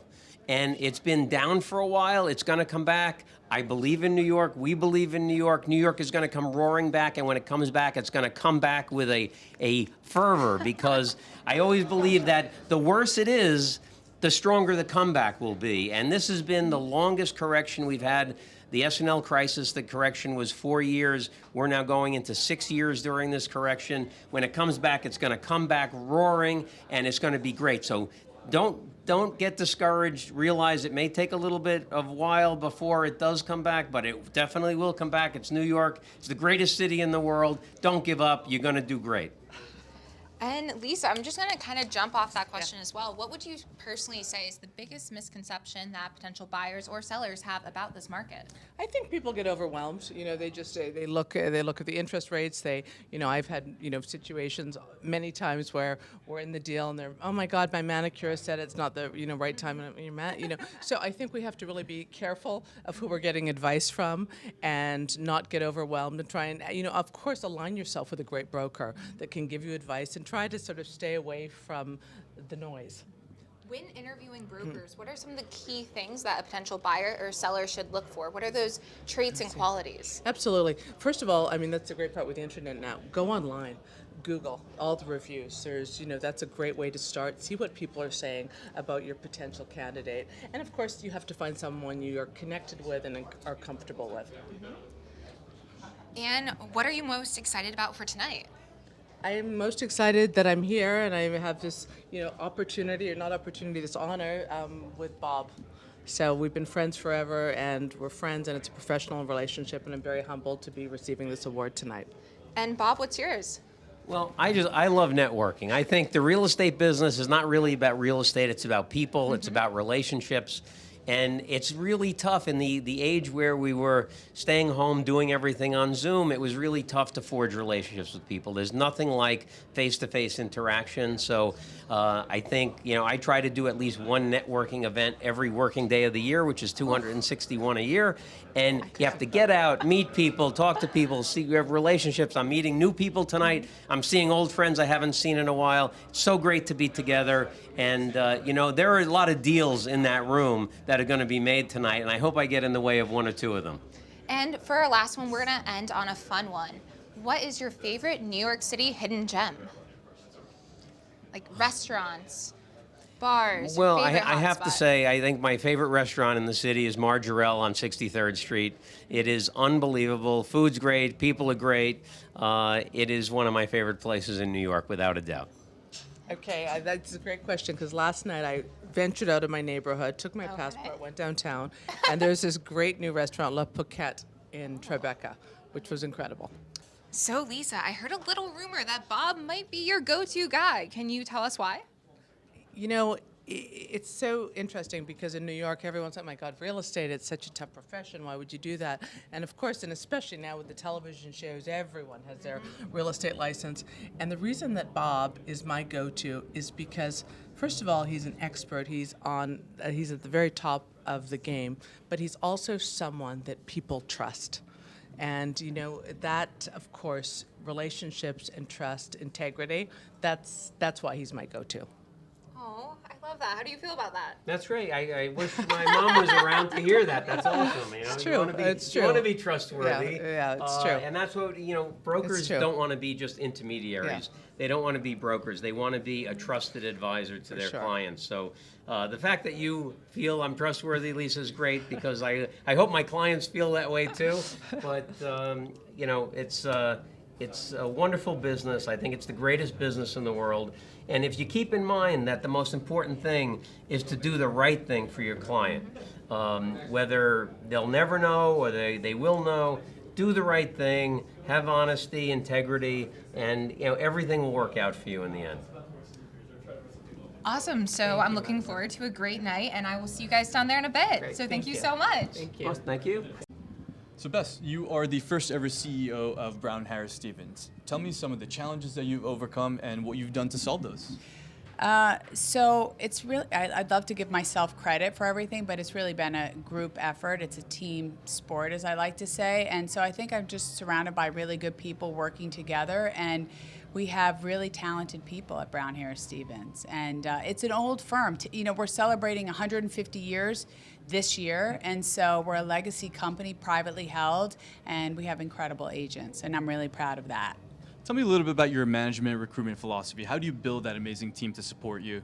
Management, all of our managers have had to have been agents because you have to really understand how to do the hustle to really coach people and teach them. And recruiting is more organic for us. We don't aggressively go after people. People come to us. We prefer to do it that way. And that way people stay longer because they want to be there. I think if you pay for people, they're going to get bought again. So we really don't ascribe to that, which I know a lot of firms do. Well, I should say happy 150th birthday. Thank you so Yeah, much. wow. Yes, it is 150 before Central Park. I mean, Yeah. we've been around a long time. Wow. So you were just telling me before we started Yeah. this, you were on CNBC this morning, you're obviously here, you're obviously a very busy person. Tell me a little bit about your role in the real estate industry. Tell me about where do you see the industry going over the next couple of years? I think our industry is very much about relationships, the real estate industry. Technology is important. I think there was a little boom where people thought that would replace the agent. But I think now more than ever, we know that the agent is paramount to the success of our clients. And so I have a really great hopes for the future of the real estate industry. And I love working together with my colleagues, even my competition. I have friends everywhere. I feel very fortunate. Wow, that's amazing. So we're here obviously at the Red Awards. Yes. Tell me a little bit about the award you're winning, and tell me that you're excited or how excited I are you mean, to receive it? I was when I was asked Yeah. about this award and offered it, I was very obviously flattered, but I thought lifetime achievement. I said I have so many other things to do, and I felt like I was, even though I'm not young, I'm not old. So I thought, okay, but it's just flattering, and it's nice to be with so many friends and colleagues here tonight. So I'm happy to be here. Wow, yeah, it's you come across as very humble. I mean, yes, I'm human. I mean, I don't know. Lifetime award winner. Yes. Yeah, absolutely. So let's talk a little bit about, we're in this kind of post-pandemic real estate world. What were you the most worried about during the pandemic, and were those things solved by time? Do you think human ingenuity solved those? Were these things that you were actively dealing with at your firm, at the helm of your firm? I think what was the scariest was when everything just got shut down. New York City was unique in that real estate agents couldn't even show property. And I stayed here in New York City. A lot of people fled to Connecticut, the Hamptons, or Florida. I stayed here, and I have teenagers, and so we were locked up in an apartment, and it felt very eerie. You know, there was nobody in the streets, the hustle was gone. So that felt strange, but New York is so resilient. Within a few months, we got back on our feet. And it was just a health thing. We didn't want people, you don't want to see people lose their lives. And once we had a solution and people were, back on their feet and doing better, I think our city recovered well. Amazing. Yeah, absolutely. I mean, I'm a New Yorker, grew up in this city, so I can kind of relate to what you're saying. No, I mean, you see, New York City is all about the hustle, right? And when the cities are quiet and the city is quiet and people are not out in restaurants, and it was a little bit eerie, but with a vaccine, with people feeling calmer and better about things, then the city started to get back to business. And now you have outside dining, and you see that it's busy again. We still have many hurdles, but I think we're in a better place. So Bess, many people from outside the industry say that real estate is generally slower to adopt in technology. How do you think about the role of technology in real estate, and what are some things you do as a leader of your firm to implement those for your agents? Well, I think technology is essential for everything that we do. You can't avoid it. You need it. It's like innovate or die, as they say. But I think technology just empowers relationships. It helps us to communicate more quickly with our clients. And so we have adopted so many new platforms at Brown Harris Stevens to help our agents, from a CRM to marketing blast to you name it. And so we're always adopting new things. And you know what? The real estate industry has been slow to adopt technology. But I think we're getting better because competition makes everybody wake up and pay attention to things. And that's a good thing. Talking about the role of relationships, Yeah. and talk to me a little bit about the Red Awards and how does it bring people together, and how what does that mean for the industry overall? Yeah, listen, I think the Red Awards, I've seen a lot of friends here tonight that I've known for a long time, from commercial to residential, lending, you name it. And it's just nice to get everybody together and see each other, have a drink, smile, laugh, and appreciate each other, because sometimes we're so busy in life we don't stop. And I think these sorts of events make us realize how lucky we all are to be Amazing. together, right? So it's nice. Congrats on winning the award. Thank you, my and friend. thank you so much for your time Thank here. you. Yeah, thank you, you Bess. so much. Absolutely. Hey everyone, I'm Madison Sutton, aka the NYC agent, and I'm here with Benjamin Walston, founder and CEO of April, exclusive content partner of Red Awards. So we are here at the Red Awards. What is something that you were super excited for? Well, I'm excited to meet some amazing people. There's a bunch of new developments, a bunch of amazing award recipients who are all coming to make some business and have some fun. So, being a CEO is notoriously a tough thing to do, especially at a startup. What are some ways you manage the stress? Ooh, rock climbing, number one. But more importantly than that, it's good time management, communication with the team, and listening to people. That's an important thing. Not a lot of people do that, actually. And it's a 24-hour job, and some days are just tougher than others. What are some of the things that motivate you in the mornings? Good question. Probably some yerba mate, but waking up early, having a good routine, meditating, taking care of yourself, it's really important. If your day does not start out well, it's not going to end well. So as a CEO, you deal with a lot of different personalities on a daily basis, whether they be team members or different types of clients. How do you deal with all the different personality types? Oh, okay, you got me there. Again, I think it boils down to listening, paying attention to where the need is, what people are actually asking for. They may say one thing, but they might actually need something else. So it's about being observant, looking at who is talking about what, why, when, and where, and making critical, smart decisions at the proper time. Very cool. So can you tell us a little bit about what April is and what they do? Yeah, so April is content production studio as well as social media management service. We do luxury listings, art galleries, new developments. We make content, so we tell a story about a space. We put personalities in those spaces, awesome creators, and together we make some very interesting content that hopefully convinces people that they want to do something in that space. Maybe they want to buy it, maybe they want to visit it, but ultimately it's about making the people who are watching that content feel like it's worth their time and their effort to do more. So you also do some personal branding aspects for agents, is that correct? Yes, we help agents tell their stories, and we do this by figuring out how they like to speak, what kinds of units they're actually operating with, where they want to go. It's about figuring out what they want to do in the future and then helping them through good content, telling that story creatively, helping them get there. And another thing I know you do is personal branding or branding for startups. Can you tell me a little bit about that?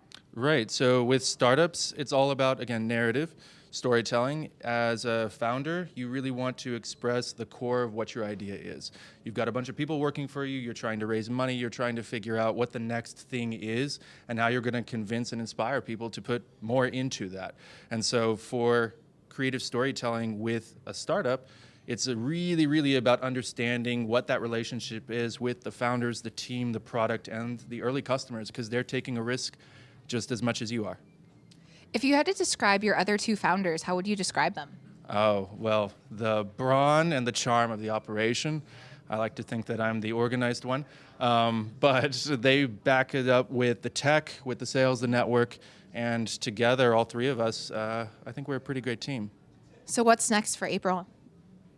The world. That's a wrap. Hey everyone, I'm Madison Sutton, aka the NYC agent. I'm here with Amanda Iacono. I'm a real estate agent with APT 212. And we're so excited to be here tonight because we are at the Red Awards. Yes, I love the Red Awards, my favorite events, and I'm so excited to be here tonight. So as an agent, do you have any tips for first-time home buyers or sellers? Yes. So work with me because I will make it. I might have a different opinion there, but it's so much fun. It's all about the journey. It's all about the journey. I feel like buyers and sellers are always under so much stress and so much pressure, but honestly, in the end, they end up being so happy and satisfied because it always turns out the way that it's supposed to be. So I feel like the journey is what it's all about. And do you think there are any common misconceptions about the market we're in right now? Yes. So a lot of people feel afraid to buy because the interest rates are so high. However, people are speaking about how soon when the interest rates decrease or eventually when they do, home prices are going to significantly increase. So it actually might be a good time to purchase if you're thinking about buying. So you just told me that you're investing in personal branding. Do you have any tips for agents who are interested in it but aren't quite sure where to start? Actually, I would even love some advice from you about where to start, really, because I haven't really invested in branding myself so far yet because I'm not exactly sure how I want to brand myself. And just that in itself has caused me to really sort of hesitate in getting started. So what would you say? Do you have any advice on that? Just go for it overall. I mean, the traits that make you shine as an agent, that built the foundation of your business, mine's authenticity. I think you have to kind of take that as a foundation and then run from there. Love that. What are some of the biggest misconceptions you think people have about real estate agents or getting into our industry? Starting as a real estate agent? Yes. Okay, a huge one. I think every time I talk to somebody who thinks that they want to get into the industry, the first thing they ask is, don't you think it's overly competitive?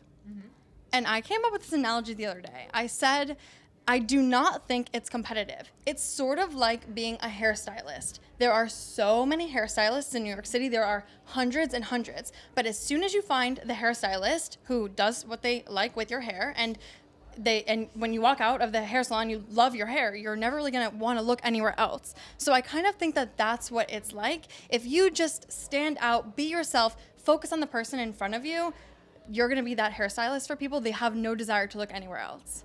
I love that answer. And last but not least, we are at the Red Awards tonight. And what are you most excited about?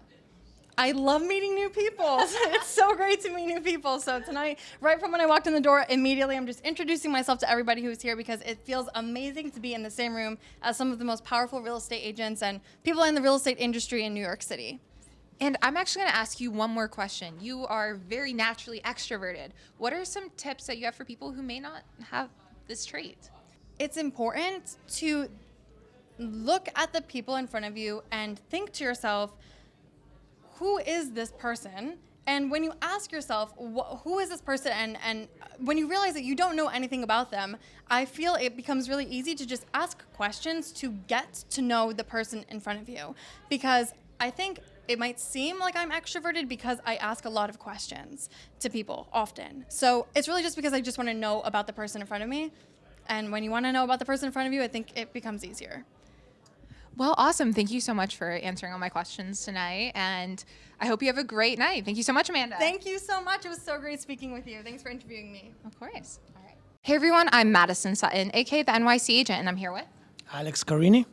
So you established yourself as a top broker in New York City. Did you have a particular transaction that comes to mind as one of your favorites? Absolutely. We actually had two of the top real estate transactions in New York on the Ocean Report in the last 6 months. Hudson Yards 35, and we sold a 30-foot wide 69th Street between 5th and Madison. That was the number 2 2 months ago. Thank God we ranked number 5 in resale broker in Manhattan for contract volume in March. So we can't complain. Business is steady. Also working with a lot of international clients has a little bit shift the pressure of the interest rates going up and provided with some availability of cash that good investors are taking advantage of. Very cool. And you have a bit of an international background yourself. How would you say growing up in all these different environments prepared you to be in the position you are today?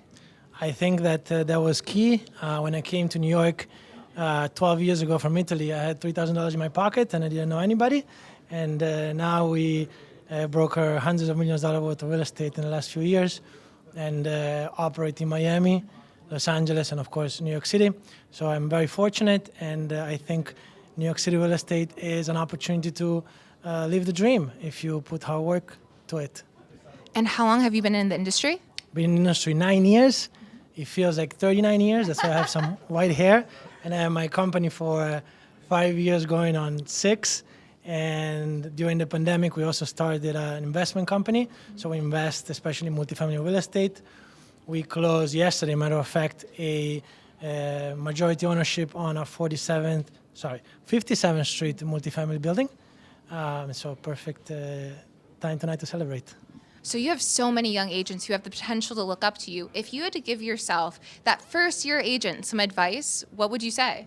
I would say to go for it because you have to create momentum, especially when you don't know anybody. I can speak for myself, and you have to go one transaction at a time.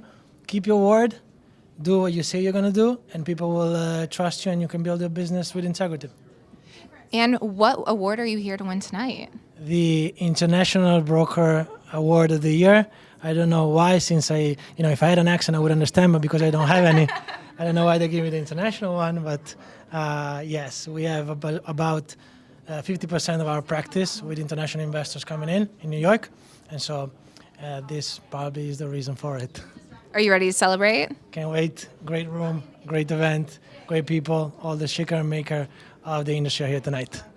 Awesome. Well, thank you so much for interviewing with us, and I hope you have a great night tonight. My pleasure and all the best.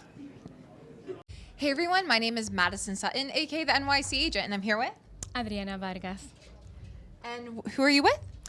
Well, the estate at Aquilina is I work for development in South Florida. Very cool. And what award did you get tonight? The most influential broker in South Florida. That is an incredible honor. So, and you came all the way to New York City for it. Well, New York City is the center of the world, and Miami is like the backyard. Kind of, we're neighbors now, so absolutely. What are some of the biggest differences you see from the Miami market to the New York market?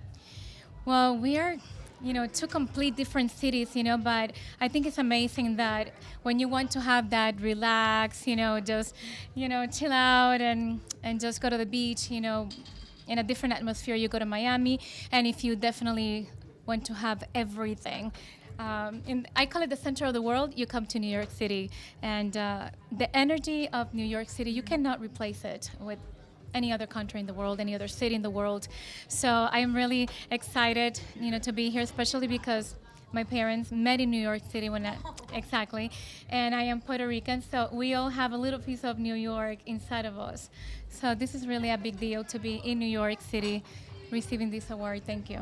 So we've seen New Yorkers run to Miami over the past 2 or 3 years. What advice would you give to an agent who's trying to strengthen that New York-Miami pipeline?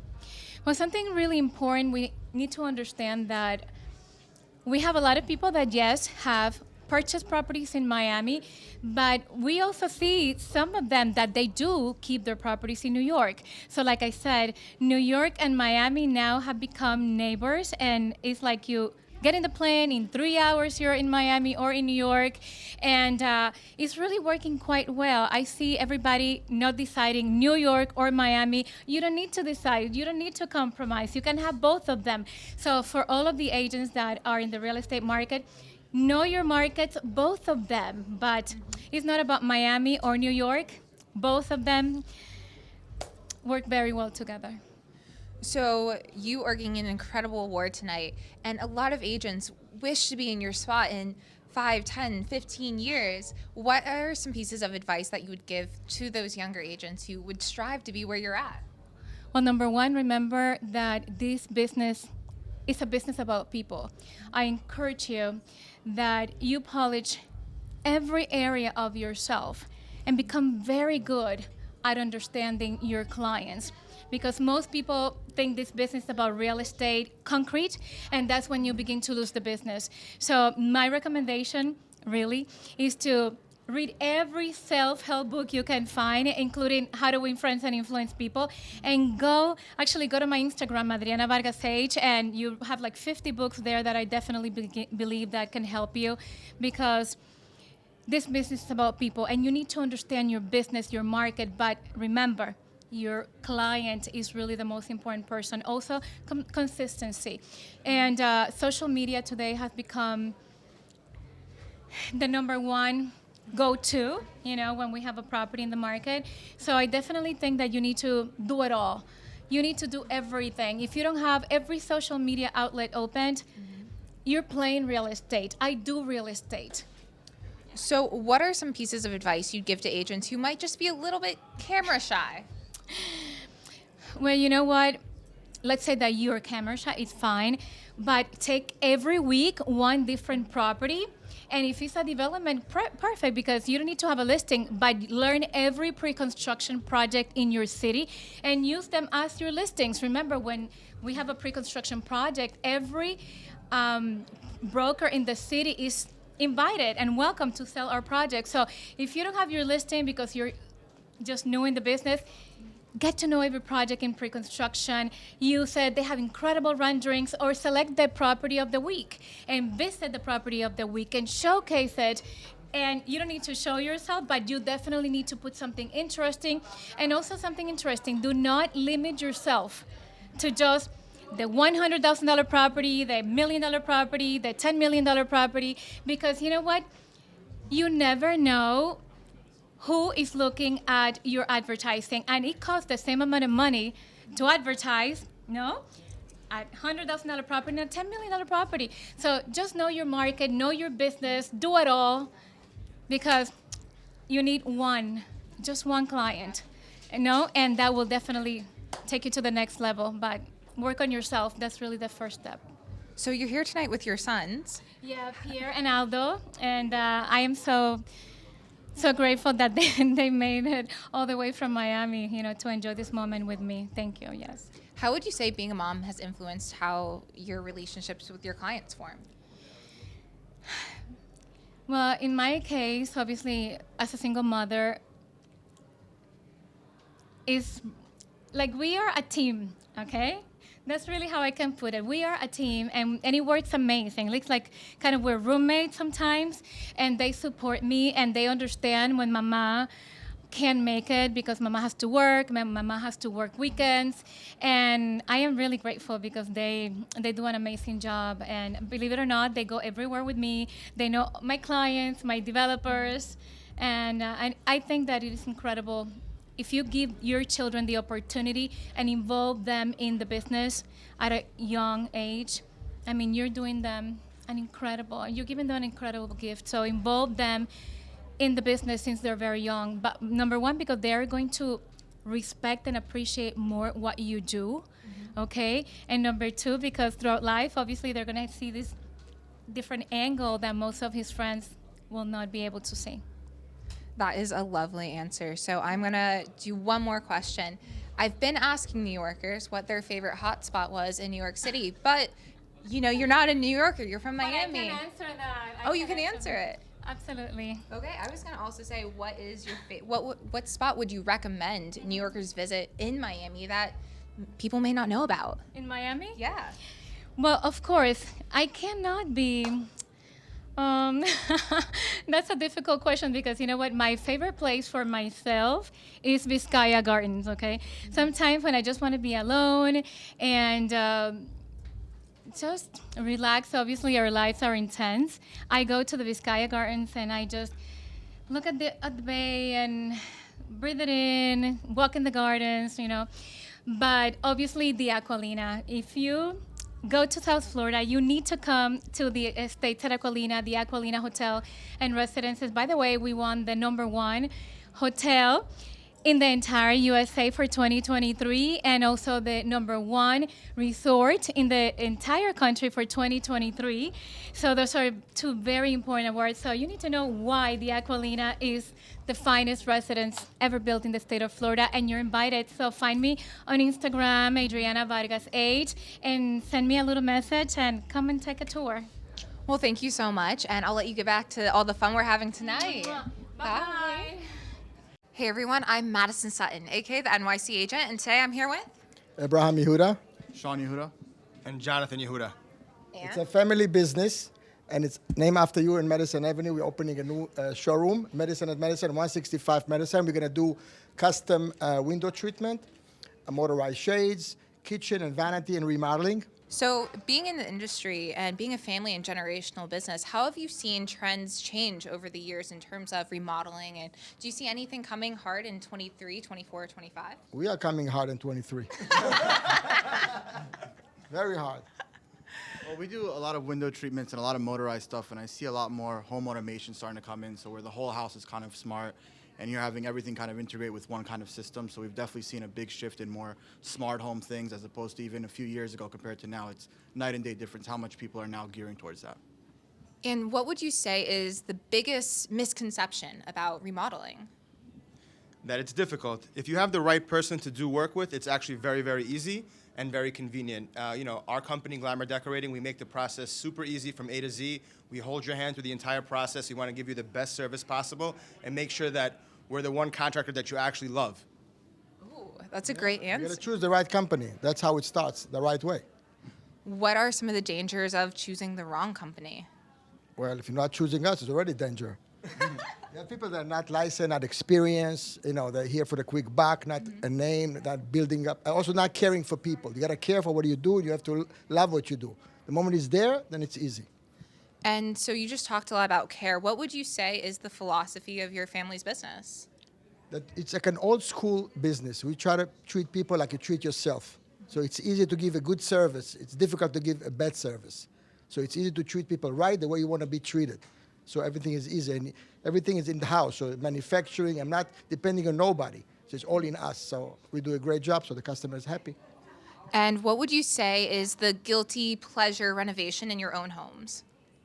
Listen, that we can choose whatever we want. Do you guys have anything in your own homes that you just absolutely love? Yeah. So we have motorized shades in my house. It's amazing. It's set to a timer. Every morning, instead of having an alarm clock, it wakes up when it's like nice and bright and sunny. No noise. It's super easy. I set it to whatever time I want to wake up that morning. And at night, it closes at the same time every night. Very cool. We also have our own vanities where we have a built-in light and a built-in Bluetooth speaker that's in the vanity. And it just makes it really cool to take a shower. You don't need to have your other phone out. It's just all right there in one place. What's your go-to morning jam?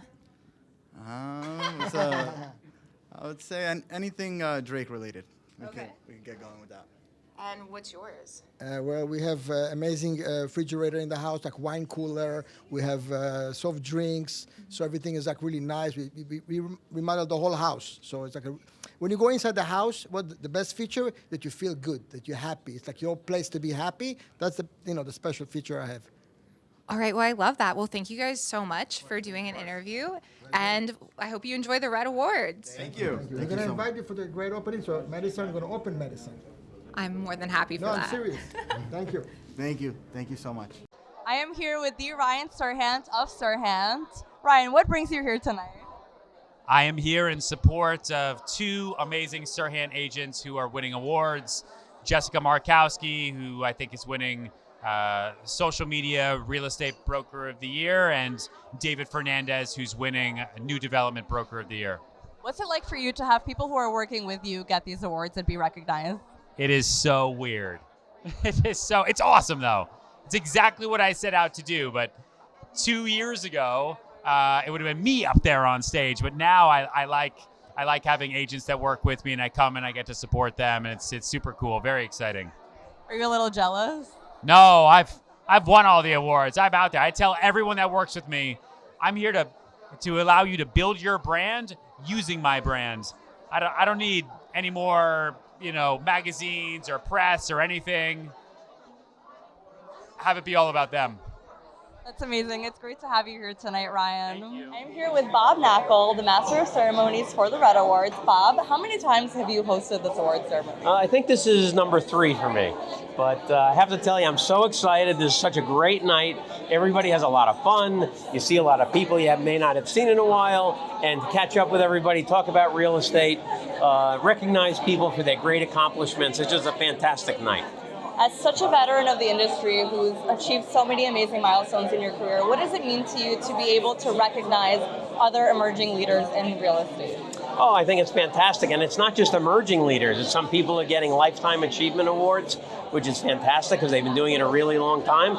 And then the new folks who are up and coming and going to be the next wave of people who will take over for people like me, which is great. And I think it's just, this is a business where you get out of it what you put into it. What you make is reflective of how hard you work. Your reputation comes out of how much you put into it. And these folks tonight that are being recognized are working really hard at something they love. And to work really hard and sacrifice and take time away from doing other things to try to have your career succeed is something that should be recognized. So I think it's a fantastic thing. And who designed your jacket? I don't know, actually. I should...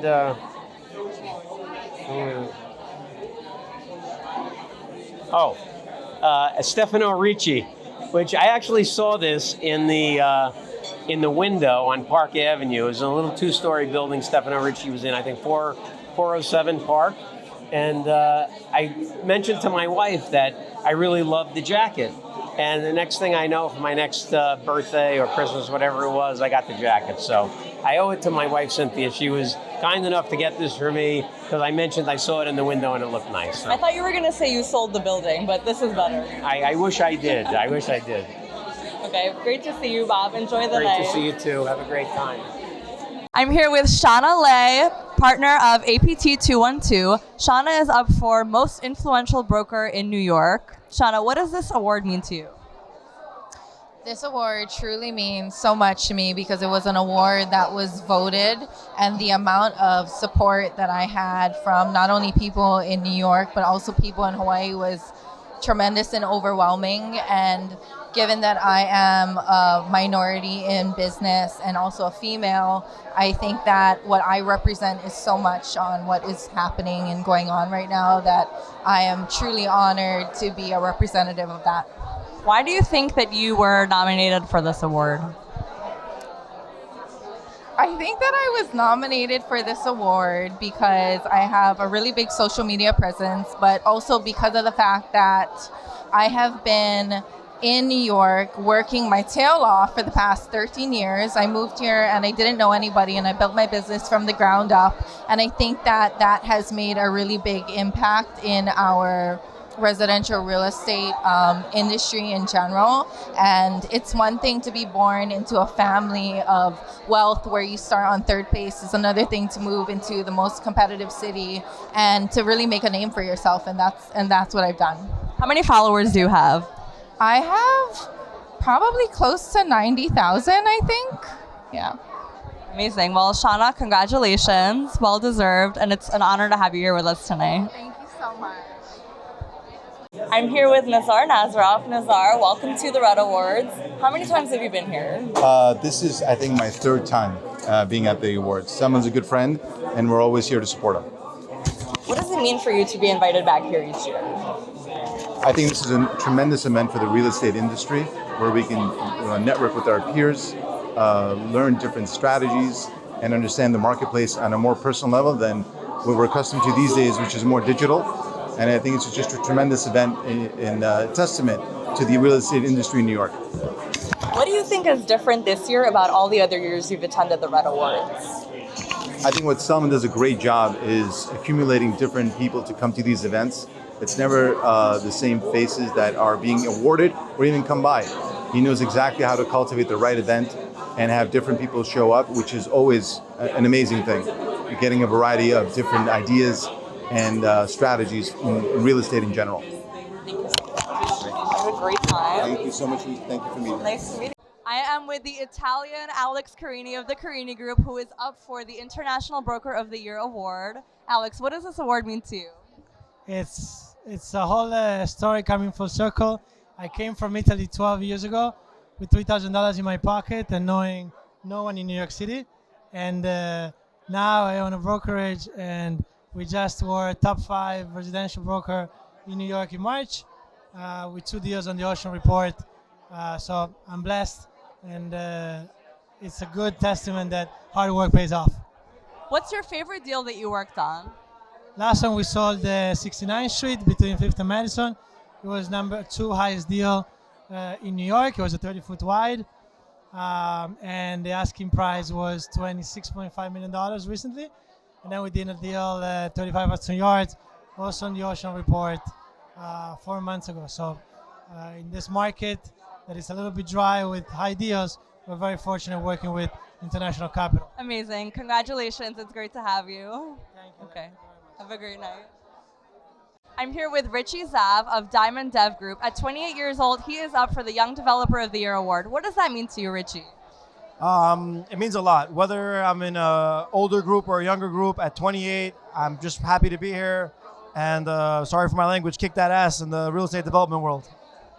And what does it mean to you to be here with all the other honorees tonight? Well, some of these guys that are being honored are, I would consider legendary guys in the business. So it means a lot to me, and I'm humbled and honored to be here. But I also know that it marks a place for me in taking the next award for the next year. What do you think that award's going to be? Developer of the Year award, for sure. Well, we'll look forward to that. It's so nice to have you with us, Richie. I'm here with Bess Friedman from Brown Harris Stevens. She is the winner of this year's Lifetime Achievement Award. Bess, mazal tov. Thank you so much. What does this award mean for you? It's just nice to be amongst my friends and colleagues and celebrate and be part of the community. And we all work so hard together. So it means so much to me. I really appreciate it. So now that you've won this, what are you going to do next? I'm just going to keep working hard, collaborating with my colleagues and friends, and trying to make New York City the best that it can possibly be. That's what I care about. Another day, another sleigh. Another day, another sleigh la vie, as we say. Thanks, Beth. Thanks, sweetie. Nice to see Enjoy you. the night. So what problem does your network actually solve for the commercial real estate industry? So we solve the problem of business development. We'll get professionals to what they need in a fraction of the time, in a fraction of the cost, and in ways never possible before. The platform provides all the tools for networking, prospecting, sourcing, and brand development. However long it took you in the past to find opportunities, get capital, find services or vendors, it takes you that much time today. Well, thank you for inventing that, Roy. We definitely need it. Thank you. Thank you. Matt Hughes, also from Brown Harris Stevens. Matt, what award are you nominated for tonight? Premier Residential Real Estate Broker of the Year. And what does that mean for you, and why do you think that you are getting this award? What it means for me is a little recognition for all the compassion and hard work that I put in and day out. I think the one thing that sets apart great brokers from good brokers is their tenacity and their grit. Any successful broker, truly successful broker in the city, really works their ass off. And I know I do day in and day out, so it's very nice to be recognized. Congratulations, Matt. Thank you so much, Natalie. I Enjoy the appreciate night. it. Thank you. I'm here with Malcolm Taub of Taub & Lewis. Malcolm, have you attended the Red Awards before? This is my favorite event. I wouldn't miss it. I've been here a number of times, yes. And what does it mean for you to keep coming back each year? Is each year different from the last? Well, each year is different from the last. This year I'm sitting with a number of great people at my table. I'm looking forward to meeting them, seeing what they're doing and what creative activities they're involved with. What's your favorite part of the Red Awards? Well, meeting the people and speaking to you. I mean, this is a real treat. No, of course. You know, you meet people in this group in business, but this gives us a chance to have a little fun, socialize, and enjoy ourselves together in a quasi-business basis. Yes. And who dressed you tonight? Oh my God, who dressed me? Who dressed me? That's interesting.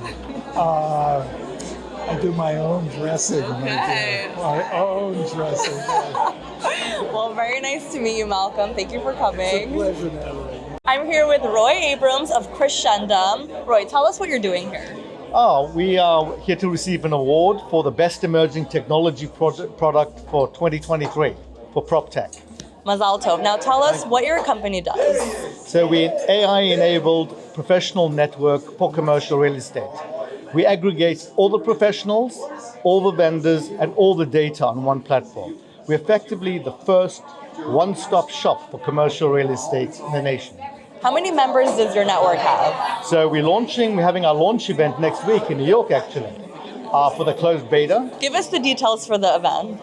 The event is being held next week here in, believe it's at the Dream Hotel. I think there are already 500 people registered. The first 300 will be invited into the closed beta and will be the first beta testers of the platform. Super exciting. Can I be one of them? You absolutely can. Amazing. I'll see you next week. Looking forward to it. I'm here with Marissa and Asher Fink. They run Kit Renovations. What does it mean for you guys to be at the Red Awards this year? We're so excited to be here with such well-established, prestigious companies and such accomplished people. What does Kit Renovations focus on? So we do bathroom renovations in the Northeast from Boston to Philly. And we are a tech-enabled fixed-price bathroom renovation product as a service, really. So we have 15 different bathroom designs that we've already worked out with interior designers and architects. And all of the materials that go into those bathrooms behind the scenes, we have them inventoried and ready. And we use technology to get our customers' needs and dimensions, and we convert our designs to those needs and dimensions in a really seamless way using automation and AI. And we're able to ship out all the materials very precisely. And we have our network of build partners put it all together, and it just works really well. How many bathrooms have you renovated in your career? Thank you for asking. 80. That's a lot of bathrooms. Yeah, and just really over a year of actually doing the building, although we founded it 3 years ago. Amazing. Well, thank you, thanks. Enjoy the night. Tonight I am here with Harry Dublinsky. And Harry, how's your night going? Terrific. Congratulations to my good friend Selman Yalson on putting together such a terrific event. And I remember Selman way back then. So kudos to him and to all the great honorees. Way back when? Can you give us a little inside scoop? But he didn't do such big events there, but he just did start it on a terrace on a rooftop. And he's quickly, grown the brand. What's been your favorite part of tonight? By far, Joe Williams. Being with Joe and seeing how he presented today. Joe Williams, as many of you know, is the co-founder of Keller Williams, the largest real estate franchise organization in the world. So here, getting an industry icon here in front of a lot of younger professionals, it's very aspirational. I love your input tonight. Thank If you have any advice to give to younger people coming into the business, what would it be? Double down, especially in challenging times like today. I think it's very important to work hard, stay laser focused, and find good mentors. And I find there are a lot of experienced people out there. They love to give back. So I think you just got to avail yourself of the amazing resources, especially in this great city of ours. Definitely. Are you looking for little mentorees? Little people to mentor? Sure, I always like that. Sure. So give them a call. Right, Harry Dublinsky, harry@dublinsky.com. I'll give you my easy email. There you go, guys. Hit them up. Have a good night, Harry. How do you feel about having this party tonight and hosting it and having all these amazing influential people here tonight? I'm so relieved now because the party is over. That's true. I just have to get out of my system. You're just going to enjoy your Yeah, I'm steak just gonna enjoy and my your steak. drinks, and you're going to have a good night. Yeah, yes. Hey, have you interviewed the award recipient for... The award recipient. Can you hold your award up? What is this? What is it? I'm sorry, I can't read it. Residential Management Company of the Year. And your name? Mark Moskowitz. And how was your night, Mark? Excellent. So How great. do you feel about winning this award in 2023 Red Awards? It's amazing to be recognized amongst this group of the best in New York City real estate. It really is. This room is filled with icons of New York City real estate, and it's such an honor to be recognized by this group. What is some advice that you would give to new people starting in the business? Be patient, persistent, honest, direct with people, and really work on your people skills. Any tips and tricks? No For the tricks. new people? No No tricks. tricks. No tricks. No No tricks. tricks. Just tips. Just tips. Like Be a gave my good tips. person. Have good values. Establish a good track record. That's it. What goes around comes around. True. It's a big city, Good but it's a karma. small town in the end. True. Very true. I hope you have a great night, Mark. Thank you very much. Thank you. Of course. Appreciate it. So it's Daniela and Christina, and we are here with Chris. Nick, How are you guys enjoying your night? it's phenomenal. I'm having a blast. Yeah, I'm enjoying it. I'm honored to be here. I'm really happy. What's been your favorite part of tonight? The awards, obviously. The awards. Yeah. Hearing all the influential, motivational speeches and learning from the others that have gotten these awards. Yeah, I love them. Everybody, what we're saying, and so yeah, I learned some stuff from them. Good. I did too. Yeah, it's honestly a very nice spectacle that we observed today. We saw a lot of people get awards, a lot of hard workers. Obviously, it's motivating as well. And I'd like to congratulate the person that I came with, Mohan Ringaj, for being a rising star in the metropolitan New York area, for being the best lawyer in the area. Congratulations to him and to everyone else. Good. Thank you. We appreciate it. Yeah, I want to congratulate the International Broker of the Year, Alex Carini. He's Italian, and I was raised in Italy, so that's why. Nice. Where in Italy? Perugia. Nice. Yeah. We love our Italian family. We love the Italians. Well, we hope you both have a great night. Enjoy the rest of your night. Thank you so much. Enjoy the open bar and enjoy your dinner. Yeah, you too. Thank you. Thank you. Thank you so much. Thank you. Thank you. And what's your name? name? Ciara. Are you enjoying the night? I'm having a great time. And what do you do for a living? Social media management. And are you? Wait, I messed up. And what are you doing here tonight? I'm here to support my older sister Shauna, who won the most influential broker of the year. Beautiful. Thank you so much. Hi. What's your name? Yasin. Nice to meet you. Beautiful. Nice to meet you. What do you do for a living? I work in real estate, but I'm more like in financial and the operating side. I also work in fashion. I have my own fashion style. Wow, beautiful. All you girls look like you work in fashion. Okay, and what brings you here tonight? What? What brings you here? Our boss. Our boss lady here. Yeah, we're here to support her. Yeah, for her success. Beautiful. Thank you so much. Hello, and what's your name? Hi, my name is Shauna Lay. Beautiful. And who do you work for? I work for myself. Beautiful. Okay. So what do you do for a living?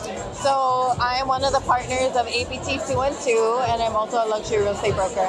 Beautiful. Thank you so much. Are you enjoying tonight? Oh, absolutely. Anytime you get an award, it's great. Enjoy the rest of your night. Thank you so much. Thank you.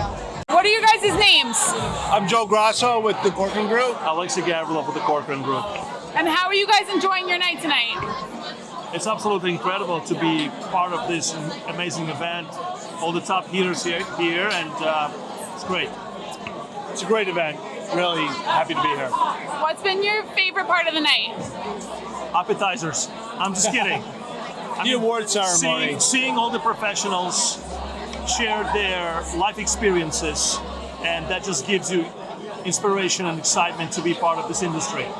So you've been very motivated from the speeches tonight. Absolutely. How are you feeling? I feel great. I think the speeches were a phenomenal part. Gives everybody a great feeling of understanding where people started from and knowing that you started in the same place as well. Started from the bottom. Well, yes, we started advertising on Craigslist just like one of the people who received their award as well. Yeah, it's pretty exciting. Yeah. So I hope you guys enjoy your night. Enjoy your steaks. Yeah. Hope they're cooked well. And have a good night. They are cooked well. Yeah. Cooked to order? They're cooked well. Yeah, pretty much. Enjoy your night. Have a good one. Have a good one. All right, thank you. Hi guys, how are you? I'm Christina from Red Awards, Real Estate Development Awards, and I'm here with... My name is Catherine. And what do you do for a living? So I'm in marketing and events. I'm with an agency called EMRG Media. Beautiful. And what brings you here tonight? So I'm here to support Shauna, who won the most influential broker award. She has been an amazing friend, one of my best friends, big sister to me. So obviously it's a huge opportunity and such a great honor. Had to come out and support her. Beautiful. Thank you so much. Hi guys. How are you? Very well. Thank you for asking. How are you? Good. And what's your name? Richie Zav. Beautiful. Did you win an award tonight? I did. I won the Young Developer of the Year award. Beautiful. You do real estate in New York? I do development primarily in the boroughs between Brooklyn and Queens. We're developing over 450 apartments for 2023 Q2. Beautiful. And what's your company name? I have several entities, but I'm known as Richie Zav from Diamond Dev Group. Beautiful. I'm pretty sure I saw you on social media. You want to talk a little bit about that?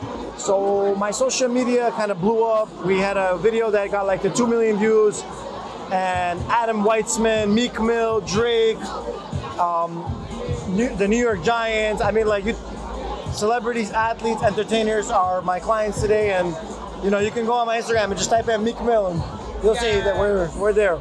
And do you want to introduce us to who's sitting at your table tonight? Absolutely. I got my older brother, Moshe Mason. We got my colleague who's on one of my sites, Richie. We got Mr. Title Guy, Richard, over here. We got our media guy, Junior. And Gilan, Angeline. Beautiful. Thank you so much. Congratulations on your award. Can you introduce yourself? Yeah, so my name's Christina. I am a realtor on Staten Island. I currently work for Weicker Realtors. I do both residential and commercial real estate, and I'm soon going to be doing residential real estate in New Jersey. So. And who's your favorite person to follow on Instagram? Richie! Hi, how are you? What's your name? Mike Shevitz. Very nice to meet you. And what do you do? I do scaffolding in the 5 boroughs. What's the name of your company? Phoenix Scaffolding. Beautiful. And what are you doing here tonight? Well, I'm here for Jessica Markowski. She got an award. I'm also here for Selman. He's a great friend of mine, and support everything in real estate and meet some great people. It's all about people and have a good time. Beautiful. Thank you so much. Of course. Thank you. Thank you. I am here with. Andrew Wharton Bickley. And how's your night tonight, Andrew? It's excellent. How's yours? It's great. I'm having a lot of fun. Nice. What's been your favorite part of tonight? Probably Jessica's award acceptance speech on behalf of Sirhan. It was a great acceptance speech. I thought so too. Excellent, excellent. Are you in the industry? Yeah, we're all at Sirhan, and we work on Jonathan Normale and Jessica's team. Amazing. And yeah, we're here filming a bit tonight and hanging out. And How's filming going? It's so far great. Good. You know, lots of like redoing things and Of doing course. things again. Happens. But Happens. you know, happy to be here around lots of great real estate industry leaders and people that are doing things. It's a good feeling. How long have you been in the industry? 5 years now. Wow. So relatively new. Nice. What is something that you would say to new coming agents into the industry? Some tips and tricks. Focus on the basics, get good at them, close deals, and you'll go places. And ask for help. Good advice. Always ask for help. Everyone's here to help you, right? Everyone's here to help. That's right. You're going to make a lot of connections tonight on who's helping you. Absolutely. Thanks to the Red Awards. Thanks to the Red Awards. Yeah. Have a good night, Andrew. Okay, thank you so much. What's your name? Eddie. Why are you here? We're here to support a few of our clients. Who's your client? Serge Ryback. Good client. Are you having a good time tonight? It's a great time. Good. I'm glad to hear. What's your name? Patriot.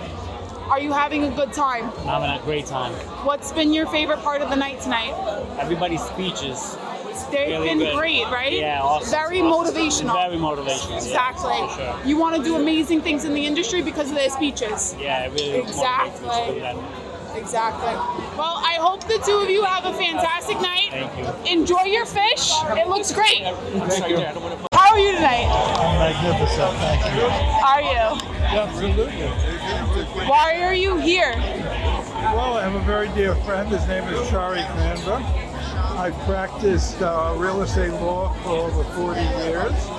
I do real estate development in all over the country. And I guess this is the place to be if that's what I'm doing. You know? It is. It is the place to be. Are you having a good night? I had a great night. I met some wonderful people. I'm doing work in Turkey, and the consul general was here, and I had a terrific introduction, and that's why we do this. You know, so it was a great evening. I'm so glad to hear that. I hope I'm not disturbing you from eating your steak. As I said, a beautiful woman would never disturb me. Thank you. Never. What has been your favorite part of the night tonight? Well, I have to tell you,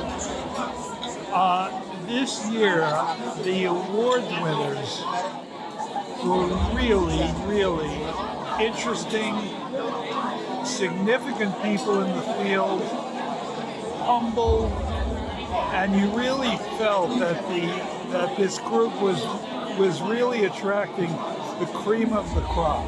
I agree. And these were the absolute top of the game. So it's real estate is magic. It's what we live. It's where we live, where we work. You know, it's what takes it from a hut in some place to a metropolitan area. It's our livelihood. It's our life. It's where we It's eat. our life, it's our blood, it's our sweat, and it's our tears, right? Absolutely. Absolutely. Anyway, here's to real estate. Cheers. To you. Cheers to you too. What's your name? Daniela. Malcolm. Pleasure meeting you. Pleasure. I hope you have a great night and enjoy the rest of your night. Only the beginning. That's it. Thank you. All right, have a good one. We are here with Kagri Camber, and Kyra Camber. my daughter. Father-daughter duo. What are you guys doing here tonight? We heard about the free meal. We wanted to show up for the free meal. Same. Huh? The free meal in the open bar. I pay for my drinks. Because you tip good. Always. Right. It's given. Respectful man. Yes. So how has your night been tonight? Night is great. Sitting at table number 1 means a lot. Table number 1, that's a good number. You must be doing something The right. top. Table number 1 means that they're number 1. Actually, we were sitting somewhere else. Table number 20, which doesn't exist. Exactly. So, since people left, we decided to come, like watching these NBA games, sitting at the top and suddenly seeing yourself at the front row. Courtside. Courtside. Yeah. How do you feel being here tonight, supporting your father? It's really nice to see my dad win an award. Do what he does. Yeah. In amazing ways. Yeah. Amazing. So how's your night been tonight? How are you enjoying being a guest here at the Red Awards? There's a lot of people here. It's interesting to see. Yeah. Good food. Are you mixing, mingling? Not really, but you're hanging out. You're supporting your dad. Let me tell you a story. Yeah. Tell me a story. It's her first night coming out with me. Okay. I bought her beautiful shoes from Chanel. Nice. And high heels. She decided to wear Adidas. She's comfortable. She said comfort over style sometimes. It happens. Sometimes. She's still 16, so she'll learn Monday. My feet are hurting, so Your feet is hurting? she's smart. You want her Chanel shoes? I'm in DSW shoes. Well, I hope you two had a great night. Thank you. Congratulations for supporting your father. Congratulations for being here. Thank you. And enjoy the rest of your guys' night. Thanks so much. Of course. Nice talking to you. Pleasure. So you won an award. I did, yes. You did. How do you feel about winning an award tonight at the Red Awards? I'm very, very honored. The fact that I'm here is a huge achievement. I've been working very, very hard to fulfill my goals in life, and this event solidified what I've been working so hard for, and I'm very grateful to be here. Thank you, Solomon. Thank you for everything. Rob Knuckle, the fact that he is this inspirational commercial guy that everybody looks up to. I mean, listen. At the end of the day, we're here. We made it, and this is proof. Exactly. We're very proud to see you win an award tonight for your achievements. Thank you. You've done amazing things, and you will continue to. I will do my best. Exactly. What is something that you would tell to new-coming people in the industry, and what you would tell them to achieve for? Anybody coming into the industry needs to understand that failure is going to be a necessary thing in order to succeed. You have to figure out the business. You got to learn the hard way. But once you do, it gets so much easier, and the reward is so much bigger. What is something you wish you knew when you got into the industry? I wish I knew that it was going to be very, very hard to make a paycheck. It is. It is. Coming from someone who's been in it for less than a year, it is. It is, yes. What else? But now? Oh, but now forget it. Now you're making money, so it doesn't matter. Listen, it didn't take long for me. I was very fortunate early on, but to be where I am today took a lot of hard work, took a lot of money invested in myself and my team, took a big risk, but it paid off. It's amazing. We're so happy to hear that, and we're so happy that you won an award tonight. Thank you. And you are an amazing role model to look up to everyone here. I appreciate that. Thank you so much. Have a good night. All right, you too. Thank Bye-bye. you. Hi, how are you? My name's Christina. Pleasure. And what are you doing here tonight? I'm a new development salesperson. Oh my Wow. God. It's a pleasure. And are you here with her? Yeah, I mean, I know here. Diana. Right, So, we might know each other. we didn't know that. It's very nice, very nice. Thank you. All right, it was a pleasure meeting you. Thank you so much. Hi, Diana. How are you? Great. How are you? Good. My name is Christina. I've been to one of your open houses before. Oh. Yes, I know you're a part of the area. I just wanted to interview you. So what are you doing here tonight? Well, I am here invited by Salmon, and this table is for new development. So I have our colleagues from Long Island City, Magenta from downtown. I'm representing the new dev from Upper West Side. So celebrating the real estate life with everyone here. Beautiful. And what office do you work for? I'm with Brown Harris Stevens and the new dev at the 200 Amsterdam. Beautiful. That's where I actually met you at 200 Amsterdam. It was beautiful. It's one of the best new devs. So guys, come to visit us if you haven't already been. Thank you so much for coming. It was a pleasure to meet you. Very nice meeting you, Christina. Thank you. You're so beautiful. So are you. Thank you. So what's your name? My name is Abraham. And what do you do? Over there. We do hello camera. we do custom-made kitchen, vanities, window treatment. We have a beautiful showroom right here in 165 Madison Avenue. Everyone come and visit. You're opening your office, right? In about 10 days, hopefully, it will be an opening. So we have other 5 showrooms.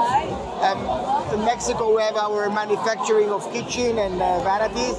And here we have the custom-made window treatment. Beautiful. Amazing. Amazing, beautiful, Amazing, crazy, beautiful.